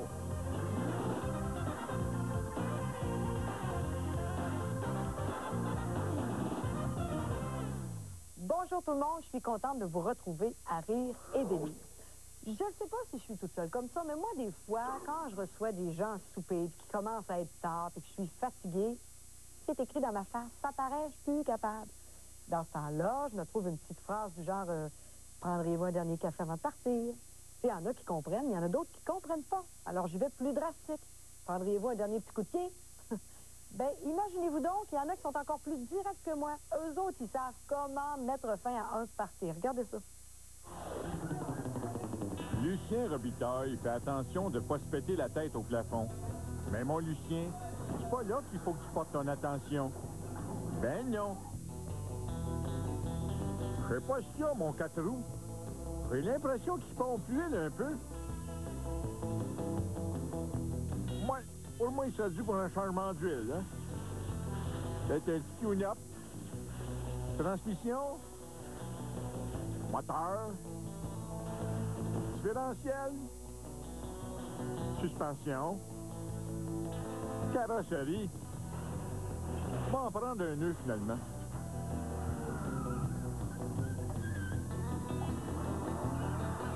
Joël et ses copains terrorisent le quartier avec leur petite auto rouge. Ils se pensent bien fins. Ils se pensent malins. Mais ils ont oublié un petit détail. Barrer la porte. Épais. Qu'est-ce qu'il y a de pire que d'avoir un chat dans la gorge? Avoir un chat dans la roue. C'est bien. Maintenant, fais un vœu, mon Toto. OK. Alors, je souhaite qu'il pose une clôture. Voici maintenant l'escalier triple, aussi connu sous le nom de casse-noisette. Un appareil redoutable.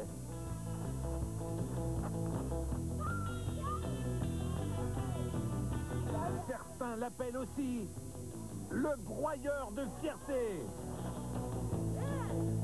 Noëlla Lampron a acheté un trampoline programmable pour ses enfants. Elle l'a réglé pour une demi-heure, puis la demi-heure vient juste de s'écouler. Le plan de Nadine était pourtant pas compliqué. Distraire son père avec son chat blanc, pendant que le chat noir passe à l'attaque. Mission échouée. Papa a tout vu.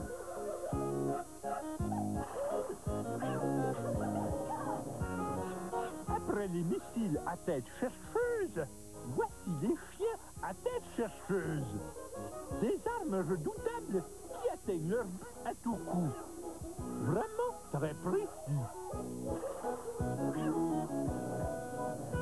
Quand le chameau a été importé en Floride du Sud, son seul ennemi naturel était le gros Larry puis sa femme Rita.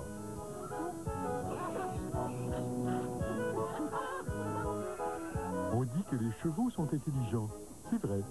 Ils sont intelligents, brillants et même futés. Très futés. Avis à tous les propriétaires de chats, arrêtez de dépenser votre argent en jouets, en balles de laine puis en toutes sortes de bébelles. Mettez juste votre chat dehors. Il va trouver tout ce qu'il faut pour s'amuser. Merci.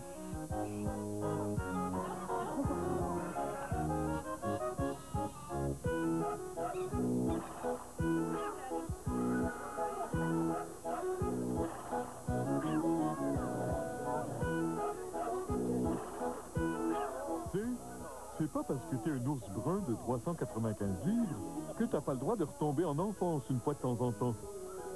C'est pas de sa faute si le père du petit brun prenait des brosses au miel avec ses chums, pendant que sa mère s'occupait toute seule de la maison. C'est pour ça que petit brun a été sevré trop tôt. Puis à cette heure, il manque d'affection. Serrez-le dans vos bras, quelqu'un, si vous êtes capable. Voyons, c'est quoi ça? Ah, OK, une suce. Coudon, y a-t-il du miel là-dedans? Hein? Moi? Mais non, juste de la bave. Bah, les chiens sont bien lavés. Parfait. On va les faire chasser à cette heure. Mignou, apporte-moi donc la soupisseur dans la feuille. Coudon, je mets ça à spin ou à délicat?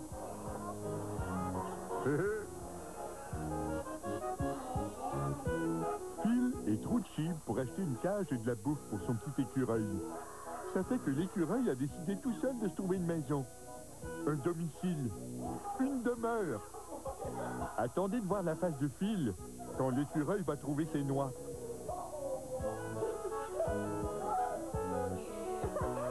Tu files pas, hein, mon Phil?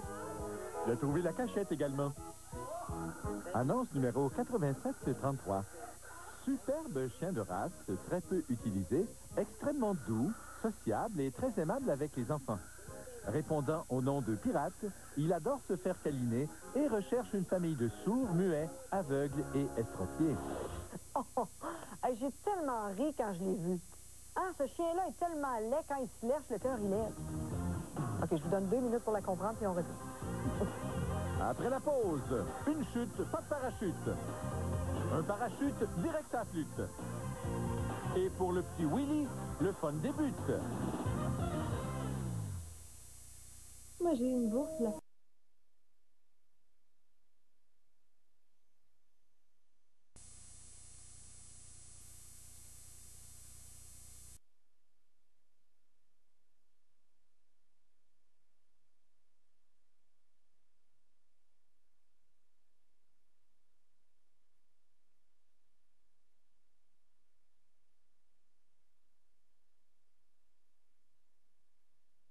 de Québec d'offrir gracieusement le transport pour les enregistrements extérieurs. Et c'est extrêmement important d'avoir des réponses autrement plus convaincantes que ce qu'on a eu de la part de Mme Werner qui pense que ça relève d'elle, alors qu'en fait ça relève de la Défense nationale. Il va falloir qu'ils ajustent leur flûte. Ce serait injuste que ça prenne du temps. On parle de plusieurs années. Il n'y a aucune raison que ça tarde et qu'on devrait commencer tout de suite à trouver une solution. Et à surveiller cet après-midi à 14h15, la période de questions à la Chambre des communes où le gouvernement fédéral serait appelé à préciser sa pensée. Merci Gérard. Au revoir. Au revoir.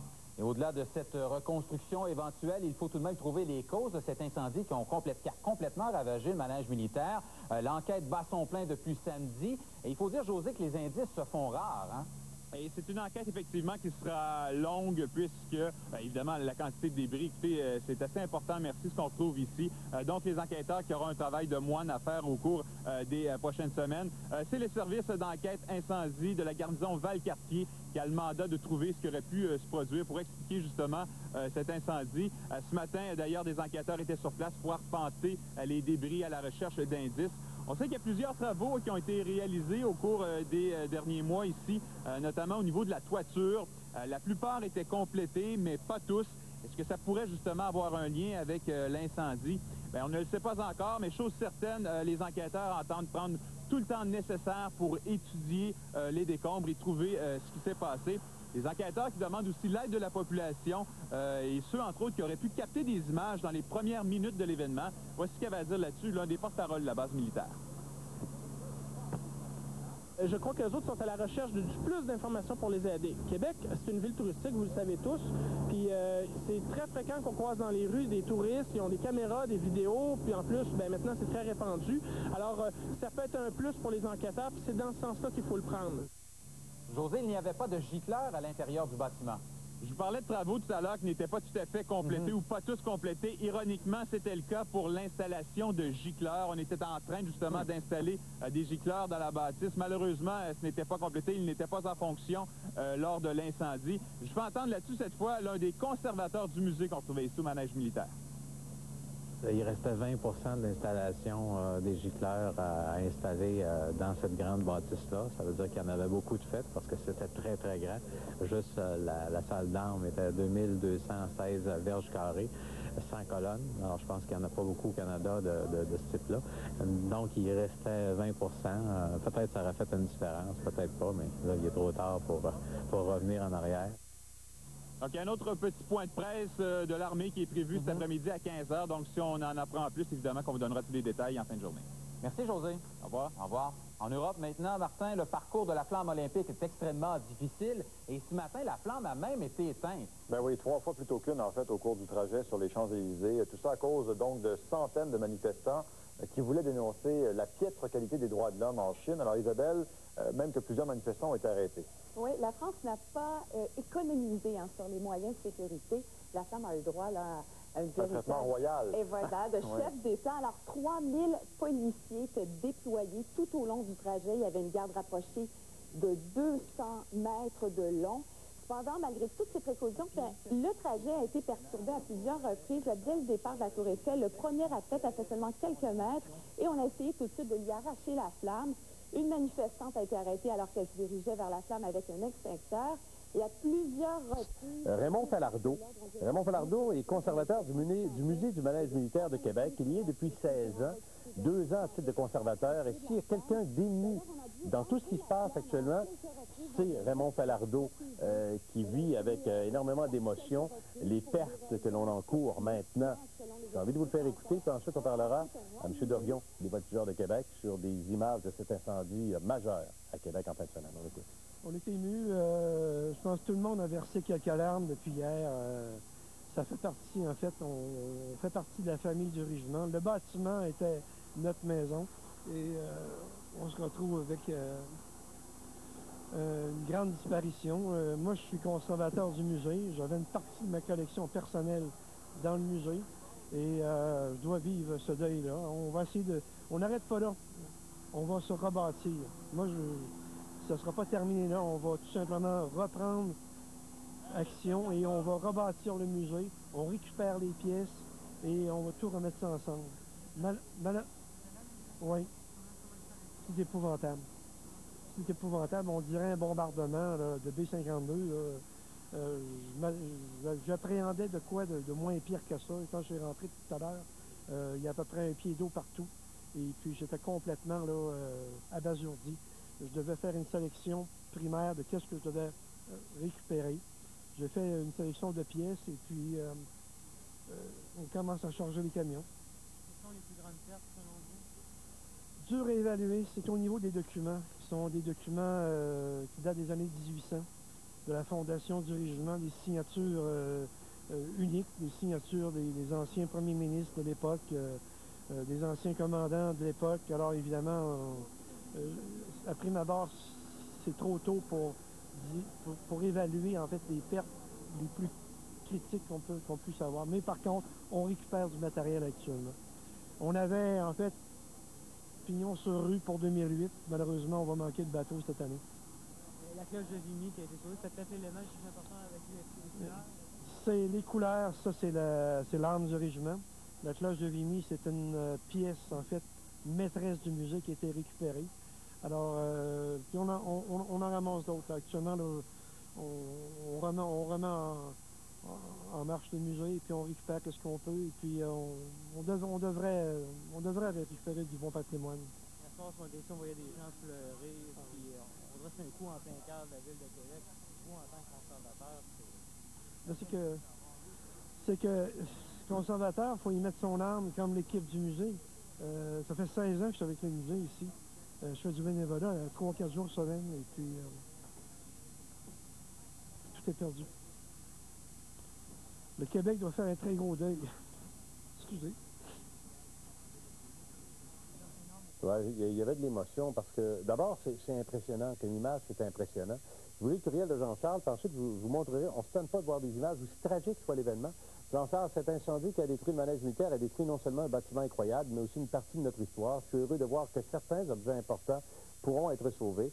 Certains objets sont perdus à jamais, et même si on le reconstruit, le bâtiment ne sera plus le même. Avant de parler à François Dorion, d'ailleurs, le maire de Québec a demandé un engagement formel du premier ministre Stephen Harper pour que puisse être reconstruit le plus rapidement possible le manège militaire de Québec.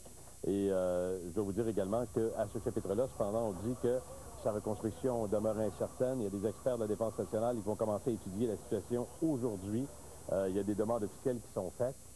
On va laisser rouler les images parce qu'elles m'impressionnent toujours. Et avec moi, on va les rejoindre ensuite. Je lui parle tout de suite. François Dorion est directeur médical des Voltigeurs de Québec. Salut, M. Dorion. Bonjour, monsieur. Pendant que je vous parle, M. Dorion, je vois des images de cet incendie au plus fort du sinistre. C'est absolument phénoménal. Avez-vous suivi un peu les événements? Quand vous a-t-on appris la nouvelle? Bon, alors moi, vendredi, j'étais en répétition. À 10h10, j'ai eu un téléphone m'avisant de ça. Je suis descendu tout de suite ici. Et puis, je suis demeuré de 10h30 à 3h du matin. Et puis, je vous dirais que le spectacle était affreux, indescriptible. Quand j'ai quitté les lieux vers 3h du matin, 3h30, c'est mon local, littéralement le local de musique qui était en train de brûler. Les flammes s'échappaient des fenêtres. Alors, j'ai compris à ce moment-là qu'on ne pourrait rien récupérer de ce local-là, en tout cas, là, parce qu'il y avait un autre local dont je pourrais vous parler. Mais voilà, donc, et puis bon, donc on a eu 2 heures de soi-disant sommeil. Le lendemain matin, j'étais sur place pour pouvoir voir si on pouvait récupérer du matériel là, de notre local de rangement au sous-sol. Alors, voilà. Il faut comprendre que ce bâtiment, le manège militaire, est fort en histoire. Regarde, c'est incroyable. Abriter les voltigeurs, abriter la musique des voltigeurs également. Il y avait là-dedans des pièces absolument inestimables, M. Dorion. Voilà, exactement. Là, on a parlé largement du musée, mais au niveau de la musique des voltigeurs, c'est les partitions. Les partitions musicales qui sont la plus grande perte. On pense à plus de 1000 titres qui sont partis en fumée. Là-dedans, la majorité des vieilles partitions qu'on ne peut plus acheter, même si on les cherche, elles ne sont plus éditées. Alors, ça va être de regarder avec les autres orchestres militaires canadiens pour voir qu'est-ce qu'ils ont, eux, de leur côté. Si on est chanceux, on peut retrouver un peu de matériel, mais écoutez, la majorité des choses sont définitivement perdues. Là. Je lisais des trucs là, qui m'étonnaient moi-même parce que ça, on se rend souvent compte dans des pertes comme celle-là qu'on connaissait fort peu les éléments comme ceux dont vous nous parlez. Je lisais qu'un des premiers arrangements du Haut-Canada était conservé également dans vos locaux de la musique des voltigeurs. Il y avait des partitions là extrêmement symboliques et historiques, hein? Exactement, parce que le Haut-Canada, il faut bien le savoir, en 1880, a été joué par des membres de la musique des voltigeurs sous la direction de Joseph Vézina, qui était le premier directeur d'importance, d'ailleurs le fondateur de l'Orchestre symphonique également en 1902. Donc, Joseph Vézina, en 1880, a dirigé le Haut-Canada. À l'époque, il avait intégré ça à une pièce qui s'appelle Mosaïque sur des airs canadiens de Joseph Vézina. Et puis ça avait été joué en 1880. Nous, on avait récupéré ces feuilles-là de musique qui étaient au musée. On avait toutes les copies et puis on se préparait à les envoyer à tous les orchestres militaires canadiens. Et puis c'était encore dans notre musicothèque, c'était pas parti encore. Alors là, on est en train de mettre la main sur une dernière copie qui existerait aux Archives nationales. On est en démarche là-dessus aujourd'hui pour mettre la main là-dessus. Donc, écoutez, c'est une perte là indescriptible à ce niveau-là. Monsieur Dorion, alors qu'on a montré des images, qu'on en montrera d'autres, j'ai demandé des photos aux gens, j'en ai reçu également, j'en présenterai aussi du pire de la tragédie, mais qu'on le sache un peu, c'est quoi l'histoire de la musique des voltigeurs? C'est là depuis tout le temps, je veux dire, ça fait partie de notre patrimoine. Ben exactement, parce que très peu le savent, mais la musique des voltigeurs, qui a été fondée en 1866, on peut dire qu'elle est le plus vieil ensemble musical encore en fonction à Québec. Donc, de 1866, tous les autres ensembles qui ont existé peut-être à cette époque-là se sont éteints. Et puis après ça, ben, on est suivi par l'OSQ, l'Orchestre symphonique de Québec, qui a été fondé en 1902. Donc, l'histoire est très vieille. Et puis, lorsqu'on voit brûler le régiment, eh bien, on réalise, on le savait avant, mais on réalise encore plus à quel point la musique des Voltigeurs s'inscrit dans une tradition qui nous dépasse totalement et dont les murs, et tous les murs qui ont vu passer ces grands événements-là musicaux, eh bien, se sont détruits là, avant hier.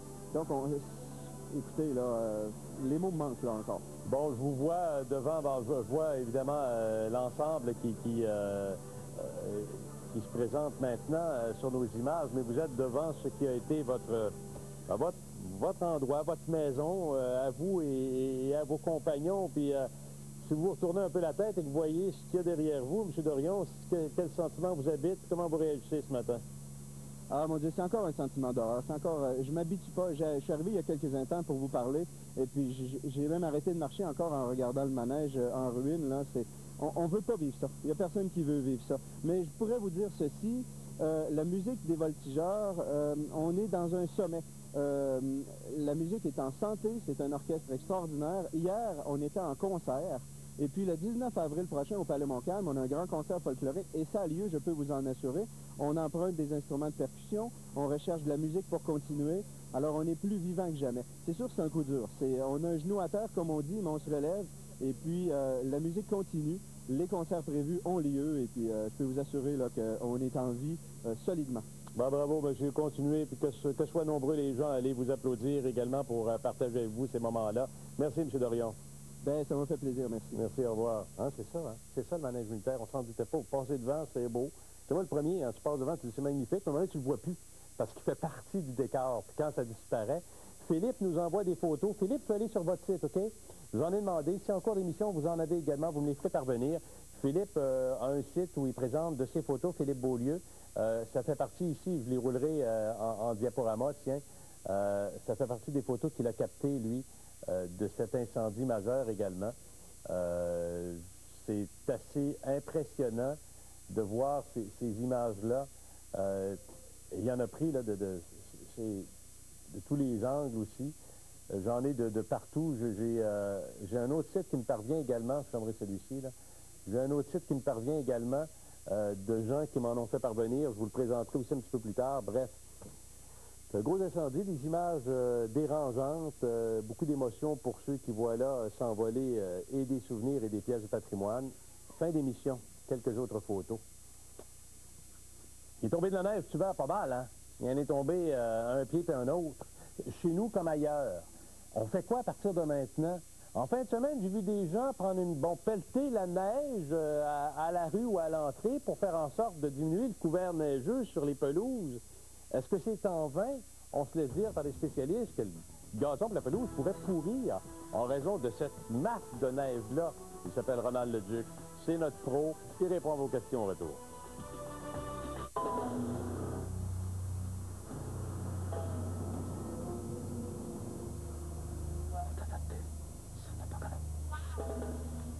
Power Sunroof に260ワットのパイオニア製ステレオスピーカー、16インチの合金ホイールの上に5年間16万キロのパワートレイン限定保証までついてこの値段だと冗談じゃない。La G5 édition Remix de Pontiac. Obtenez-la à 0% de financement à l'achat jusqu'à 72 mois. De bonnes nouvelles, sauf pour la concurrence. C'est vraiment une très inconfortable situation. Les ventes ont des crampes. J'ai gardé le silence, mais maintenant ça va s'ébruiter. Préoccupé par des gaz, les bandes minces Gazex se dissolvent rapidement. Ça soulage rapidement les gaz. Gazex, plus de pression. Il me semble que peu importe le traitement anti-âge que j'utilise, je n'y vois pratiquement aucune différence. Si je me donne autant de mal, je veux voir un résultat. Avec le nouveau Healthy Skin Rejuvenator de Neutrogena, vous voyez rapidement des résultats. 91% des femmes ont obtenu une peau plus douce et plus lumineuse instantanément. Les micro-vibrations et les tampons régénérateurs donnent à votre peau une allure plus jeune et plus ferme. Une peau d'apparence plus jeune et des résultats qui se voient. Healthy Skin Rejuvenator. Pas surprenant que Neutrogena soit recommandé par les dermatologues. Des gens dynamiques et une ambiance inégalée, c'est ce que vous découvrirez à la maison Raymond Décor. Pour vos projets résidentiels ou d'affaires, vous trouverez de tout. Et en plus, vous profitez de services personnalisés gratuits. Maison Raymond Décor, les vrais spécialistes. Alcoa et Belle vous invitent à voir à la salle J. Thompson l'humoriste Laurent Paquin, Sylvain Cossette, Claude Dubois et Marc-André Fortin, grand gagnant de Star Academy. TVA était là, une présentation de autonet.ca. Le gala des Grands Prix du tourisme volet Mauricie a récompensé le Mondial des amuseurs publics et le Festival Western de Saint-Tite dans la catégorie Festival et événements. Comme employé touristique, le prix a été remis à Martin Savard du parc de la Rivière-Batiscan. Le prix du Collège La Flèche a été remis à Valérie Gratton et dans la catégorie Transport et voyage, le lauréat a été remis à Autobus Bel Horizon. Autonet.ca, meilleur véhicule pour acheter ou vendre votre voiture. TVA au cœur de l'événement. 35e anniversaire, le meilleur de nous-mêmes. Regardez bien ça. Fabriqué par Whirlpool, voici ce que vous attendez de l'ensemble économique. 1399 $. Ajoutez un four à micro-ondes à 35 cents. Ou choisissez votre lave-vaisselle, une cuisinière ou une buanderie au plus bas prix. 36 versements, toujours disponibles. 35 ans à votre service. Livraison et installation. Gratuite. On est les seuls à acheter tous vos vieux appareils. Les spécialistes de l'électroménager. Qu'est-ce qui fait du Castel-des-Prés l'endroit unique à Trois-Rivières? Claude le sait. Sa passion depuis 30 ans, vous faire découvrir les meilleurs vins. Grâce à un appareil de conservation à l'argon, il peut vous offrir au verre 15 vins différents. Le Castel-des-Prés, l'endroit unique à Trois-Rivières. Comme moi, à la maison Raymond Décor, découvrez de tout pour votre chez-soi. Habillage de fenêtres, peinture, moulure, stores, papier peint, habillage de lit, cadre et meubles d'appoint. Et ce, à prix compétitif. Maison Raymond Décor, les vrais spécialistes. Alcoa vous invite à voir au Théâtre du Cégep de Trois-Rivières les finissants de l'École nationale de l'humour, la Société de musique viennoise du Québec, l'humoriste Jean-François Mercier et IMA. Les vrais experts. On ne vous raconte pas d'histoire. Pour des moments vrais, pour un bulletin qui vous ressemble. Au TVA 17h, on vous informe vraiment. Pierre Bruno et Paul Larocque sont à la barre du TVA de 17h tous les soirs en semaine. Nous sommes le 7 avril, puis il y a bien des gens qui supposent que cette neige, ce couvert de neige-là disparaîtra milieu juillet, début août, probablement. Non, je fais des blagues, mais sérieusement, il en est tombé beaucoup, hein, partout à travers la province. La région du Québec étant peut-être une des grandes championnes, mais reste que partout, on en a eu plus que d'habitude. Sur des images où on se rappelle que, mon Dieu, le monticule puis la neige soufflée, ça fait des moyens bancs de neige. En fin de semaine, j'ai vu des gens commencer à pelleter leur terrain pour tenter de sauver un tant soit peu les haies de cèdre, le gazon, faire en sorte qu'on puisse profiter du soleil le plus possible, en tout cas quand il y en a. On s'est dit, tiens, pourquoi pas déjà se demander si on n'était pas en retard, s'il y a des choses à faire pour éviter le pire. Encore faut-il que le pire arrive. Ronald Leduc est horticulteur. Je le rejoins, il est dans nos studios. Salut, Ronald. Il est tombé de la neige comme pas à peu près, c'est le moins qu'on puisse dire. Deuil d'horticulteur averti. Rarement vous en avez vu autant, Ronald, hein? Bah, ça fait probablement 30 ans, mais écoute, il faut, François, faut que tu comprennes que la neige, c'est probablement l'affaire la plus intéressante pour les plantes. Ça protège les racines, ça protège... C'est pas un péché mortel d'avoir bien de la neige, là. Il y a des gens que j'ai vus, moi, en fin de semaine déjà, puis là, j'ai quelques questions que je vous poserai, Ronald, par le biais des gens qui jasent avec nous, là. Mais j'ai vu des gens commencer à pelleter leur terrain aujourd'hui pour faire en sorte qu'on diminue l'épaisseur. C'est-tu un exercice efficace de faire ça? Bon, écoute, c'est plus de psychothérapie, parce que pour la plante, là, je veux dire, c'est sûr que la plante, elle, la neige va fondre graduellement, puis il faut pas paniquer avec ça, là, tu sais, je veux dire, une plante, ça veut vivre, puis j'aime mieux, moi, personnellement, que la neige parte tranquillement, qu'elle parte trop vite, qu'il y ait des gelées printanières, c'est ça qui fait mal aux plantes, là. J'ai entendu et j'ai lu pas mal là-dessus, puis il y a des experts et des gens qui commençaient à, quelques cris d'alarme sur de la pelouse qui pourrait à la limite pourrir en raison de l'épaisseur de neige puis de la fonte que ça va provoquer puis de l'accumulation d'eau. Notre gazon va-tu toffer la ronde ou bien on va tout perdre ça? Écoute, il y a toujours un peu de moisissure des neiges, hein, une petite moisissure grise qui se fait sur le gazon. Ça, il s'agit simplement de la gratter comme il faut, remettre un peu de terre, faire un peu de semence. Moi, on m'a dit, je suis très positif parce que le sol n'est pas gelé très profondément. Il n'y a pas de couverture de glace, là. Ce qui fait mal, c'est souvent la glace. C'est que quand il y a trop épais de glace, à un moment donné, ça fait comme un gaz en dessous. Le gazon s'étouffe dans son propre gaz. Puis en plus de ça, ça fait comme un effet de loupe. Le soleil frappe sur la glace, puis en dessous, ça fait mal. Cette année, je vois pas de problème avec ça. En fin de semaine, écoute, j'étais avec un ami qui a 1000 acres de culture de gazon, gazon Bastien dans le bout de Terrebonne. Puis on jasait de ça, puis il dit, écoute, moi, je vois pas de problème majeur là, en vue avec le gazon cette année. Là. Bon, je m'en vais de courriel. José me parle. Elle dit, l'an passé, nous avons semé du gazon sur un côté de la maison. La neige est fondue dans ce coin-là. Le gazon est affreux. Il en manque partout. J'ai aussi un petit coin pour mon jardin. Il y a encore beaucoup de neige. Et je me dis que la saison des légumes sera peut-être retardée. Elle a quelques questions, José. Quand devrons-nous semer pour faire pousser des légumes, me dit-elle au départ, je dirai sur les autres ensuite. On commence à penser à des dates, Ronald? Oui, écoute, moi je pense que cette année, là, on l'est décalé à peu près de 2 semaines. Si je me fie à mon agenda de l'année dernière, nous autres on était sur les terrains à ce temps-ci de l'année, puis je pense qu'on ne pourra pas embarquer vraiment avant 2 semaines, 3 semaines. Donc les semences, il faut vraiment les retarder parce que ce qui arrive, c'est que si vous semez trop vite, la plante, elle va monter en hauteur, elle va être tiolée, puis ça fait pas... Quand vous allez la planter dehors avec le vent, elle n'aimera pas tellement ça. Tu sais, je veux dire, il faut vraiment essayer de suivre ça. C'est pas facile à gager, là, mais faut pas pogner les nerfs avec ça. Là, bon, avant de parler de bébites, parce qu'il y a des courriels avec du monde qui ont des bébites puis qui voudraient s'en débarrasser, je t'en parlerai aussi, mais faut-tu commencer des semis à l'intérieur? Il y a des gens qui me disent, on peut-tu commencer à faire pousser des trucs, puis on transplantera, puis il y aura déjà un peu de vie, non? Oui, en fait, tout ce qui est tropical, tout ce qui est légumes, ce qui est fleurs annuelles, c'est sûr que ça vaut la peine de partir à l'intérieur, parce que là, si tu sèmes à l'extérieur, début mai, tu as des chances d'avoir des tomates vertes, mettons, là, tu sais. Parce que ça donne une chance de les partir sur le bord de la fenêtre. Si vous avez une serre, si vous avez un endroit de même, c'est sûr. Mais le but, ce que je veux vous expliquer, c'est que ça donne rien non plus de les partir trop vite. Parce que qu'est-ce qui arrive, c'est que la plante, elle va manquer de lumière à l'intérieur, puis elle va être tiolée, puis elle va être faible un peu. Quand tu vas la mettre dehors avec les vents, les changements brusques de température, elle n'aimera pas ça, là. Il y a Sylvie qui est en ligne, je m'en vais à elle, puis ensuite j'aurai ma propre question. Sylvie est de Deux-Montagnes. Salut Sylvie! Bonjour! Alors, en avez-vous eu de la neige, vous, cette année? Oh, assez, comme un peu le reste de la région et du Québec. Là, on est un peu tannés, on a bien hâte au printemps qui arrive vraiment. Bon, ben, notre ami Ronald est avec nous, puis vous pouvez profiter des conseils d'un expert. Je vous laisse lui poser votre question. Bien, parfait. Alors, moi, l'année passée, on a eu, comme plusieurs personnes, des vers blancs. Alors, on a traité avec le fameux produit, là, genre, j'ai oublié le nom, là, c'est un produit qu'il faut garder réfrigéré, puis qu'on a étendu partout sur notre gazon, et on devait refaire un traitement cette année pour tuer tout ce qui pouvait rester de petits œufs. Alors, je me demandais, moi, avec la neige qu'on a eue, est-ce que ce gazon gorgé-là va aider à plutôt les restants d'œufs de proliférer, ou plutôt faire le contraire, les éliminer? Alors, c'était ma question. Ben écoute, c'est difficile à dire parce que les nématodes, là, au niveau scientifique, il y a beaucoup d'études qui sont faites là-dessus, puis c'est pas vraiment prouvé que c'est efficace autant que le monde le dit. C'est très difficile à garder, c'est très difficile à reproduire, puis et que je peux pas vraiment te donner une réponse parce que au niveau de la science, c'est pas prouvé dans le moment. Il y a des produits pour le ver blanc qui sont homologués, mais c'est des pesticides, ça demande un permis de la municipalité, c'est le mérite.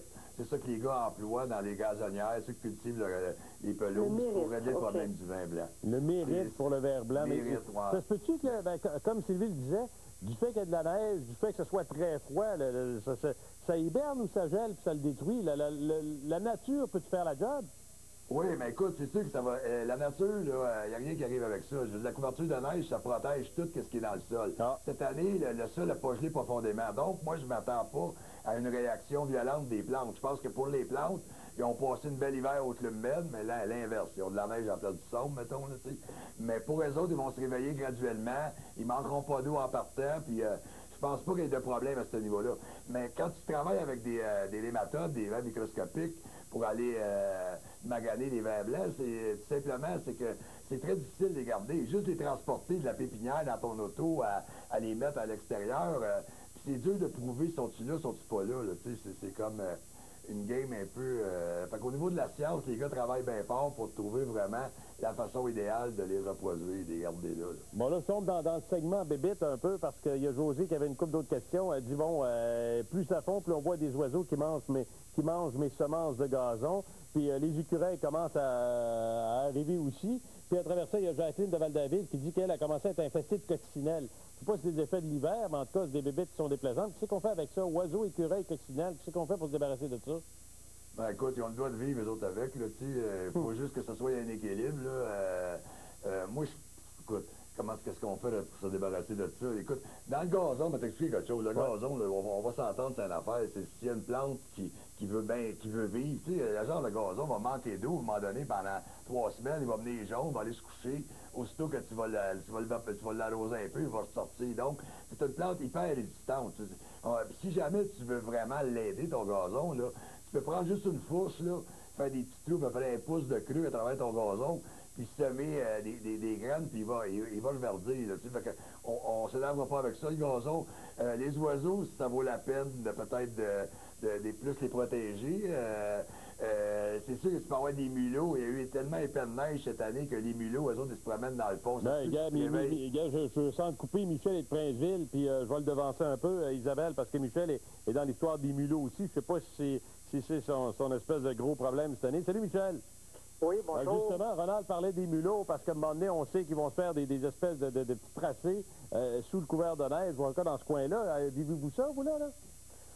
Moi, à l'automne dernier, j'ai eu une creuse des trous, là. Ouais. Et puis là, j'ai fait venir un exterminateur. Lui, il m'a donné des genres de petits bâtons qu'on met dans le trou, puis on enterre. Mais là, il en passe partout, là.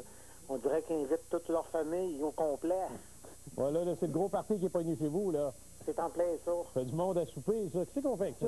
On peut-tu faire... Parce que ça peut faire des drôles de ravages, des petits mulots comme ça, Ronald. Lui, ce qu'il parle, les trous qu'il parle, d'après moi, c'est des marmottes. C'est encore pire, ça? Ouais, mais ça, la façon, écoute, t'essayes de les pogner avec une cage, tes pièges, puis tu vas les porter chez ta belle-mère, le style, là. Ou les mulots, écoute, c'est tout à fait normal pour eux autres, qui se promènent, qui mangent le dessus de la croûte du gazon, ils se nourrissent avec ça durant l'hiver, parce que c'est vert, puis ce qui fait mal, souvent, c'est qu'ils vont se parquer à côté d'un arbre, et ils vont gruger le tronc, là. S'ils grugent le tronc complètement, s'ils font une circonférence parfaite, à ce moment-là, l'arbre, il est condamné. Nous autres, on protège ça souvent. Il y a toutes sortes de produits que tu peux étendre là-dessus. Il y a aussi, tu peux wrapper ça avec un genre de petite bébelle en plastique. C'est un problème majeur, surtout dans des régions où la neige, il n'y a pas énormément épais de neige. Donc, les plantes, les mulots, ils raffolent de ça. Ça, il y a des produits qu'on peut utiliser pour les éloigner. Bon, écoute, avant d'aller à la pause, je te pose ma question. J'ai une haie de cèdre. Je pensais qu'elle serait bien belle. Mais là, les bouts ont commencé à sortir. J'ai l'impression que l'amas de neige et la lourdeur, le reste, fait en sorte que là, sont tout croches. Il y a des gens qui avaient fait... Sylvie, dans l'équipe, avait placé une belle armature autour, mais l'armature a comme tombé en raison du poids de la neige. Ça accrochit les arbres également. Qu'est-ce qu'on fait? Ça va-tu reprendre sa force? Ça va-tu reprendre sa forme? Si la branche n'est pas cassée, on laisse ça de même, ça va revivre, ça, là? Oui, c'est sûr qu'écoute, François, ça vaut pas la peine de prendre ta pelle, aller bûcher là-dedans, là, pour essayer d'enlever un peu de poids, là. Tu vas te faire plus de mal que de bien, là. La plante, c'est sûr qu'au printemps, elle va avoir l'air folle, là, tu sais, quand la neige va avoir fondu. Mais avec le phototropisme, la plante va devenir un peu plus rigide. Puis à ce moment-là, une haie de cèdre, le meilleur moment pour la tailler, c'est vraiment à la période de la Saint-Jean-Baptiste, à mi-juin, là. Parce qu'à ce moment-là, tu ne déranges pas, tu enlèves les nouvelles pousses de l'année, mais si tu vas trop tard dans l'année, tu vas couper les bourgeons. Donc là, tu as plein de bourgeons printaniers qui vont être là. La plante va se refaire. À Saint-Jean-Baptiste, il fait une belle petite coupe, là, puis à ce moment-là, la plante, elle va revenir comme elle était avant. Ce qui est fascinant avec les plantes, c'est que d'année en année, on n'est jamais au même timing en partant. Mais moi, ce que j'ai remarqué, c'est qu'on arrive à mi-juin, fin juin, puis les floraisons des plantes de ce moment-là de l'année sont toujours là au bon moment. Donc, ils partent moins vite. On dirait qu'ils clenchent plus vite, un peu plus après. Là, la nature s'est faite fort pareil. Hein? On s'en va en pause, Ronald, au retour. Il y a Louise qui attend des conseils. Il y a Robert qui veut parler. Il y a Julie qui est là. J'ai d'autres courriels également. On continue avec notre expert, Ronald Leduc, pour un autre bloc. Profitez-en. Dans quelques secondes, on se rejoint, Ronald. Un festival. Une carte. Une garantie. Un prix. Avec la carte d'assurance Tourir, vivez l'expérience festival à un prix complètement fou. Pour aussi peu que 39 $, vous pourriez assister à une dizaine de spectacles mettant en vedette les plus grands noms de l'humour. La carte d'assurance Tourir. Faites vite, quantité limitée. Des millions de personnes ayant des pellicules ont essayé les mystérieux shampoings et revitalisants. Mes cheveux sont complètement transformés. Ils ont l'air en santé. Je suis curieuse de savoir de quoi il s'agit. Il s'agit de shampoings de revitalisants Head & Shoulders. Jamais je n'aurais cru que mes cheveux pouvaient être aussi beaux. Les cheveux magnifiques commencent par le cuir chevelu. Vous voulez une sensation de propreté comme chez le dentiste? Alors voici la nouvelle brosse à dents Pulsar Pro Santé, les experts Oral-B. Ces soies micropulses souples nettoient entre les dents en toute propreté comme chez le dentiste. La Pulsar Pro Santé d'Oral-B.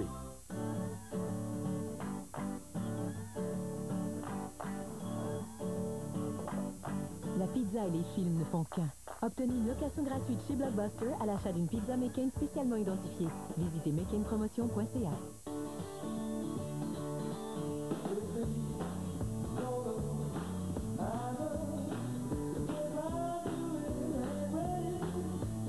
McCain. Seules les meilleures pommes de terre ont les Super Fries. Les nouvelles collections sont arrivées au Nouvel Homme. Venez découvrir les nouvelles tendances couleurs pour retrouver votre allure printanière. Le Nouvel Homme, Centre-Ville, Trois-Rivières. Ce printemps, Vitroplus Zibark et TVA vous donnent la chance de gagner l'un des 11 voyages de rêve autour du monde. Pour participer, inscrivez-vous sur Internet et regardez Salut Bonjour chaque matin pour connaître les finalistes de la semaine. Aussi, faites réparer votre pare-brise gratuitement chez Vitroplus et recevez une carte à gratter. À gagner plus d'1 million de dollars en prix instantané à partager.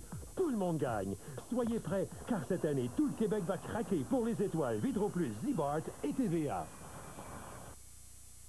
Les meilleurs prix de l'année, c'est ce que vous obtenez pendant la grande vente éléphantesque de Clément Boisvert-Meubles. Sofa inclus à banque cuir au tissu à partir de 699 $. Pour votre salle à manger, des rabais exceptionnels sur les plus grandes marques. Pendant l'éléphantesque, tout est réduit en magasin. Cette cuisinière vitro-céramique Inglis est à seulement 529 $. Et ce réfrigérateur Inglis est à vous pour aussi peu que 489 $. Profitez dès aujourd'hui des aubaines de la grande vente éléphantesque de Clément Boisvert-Meubles.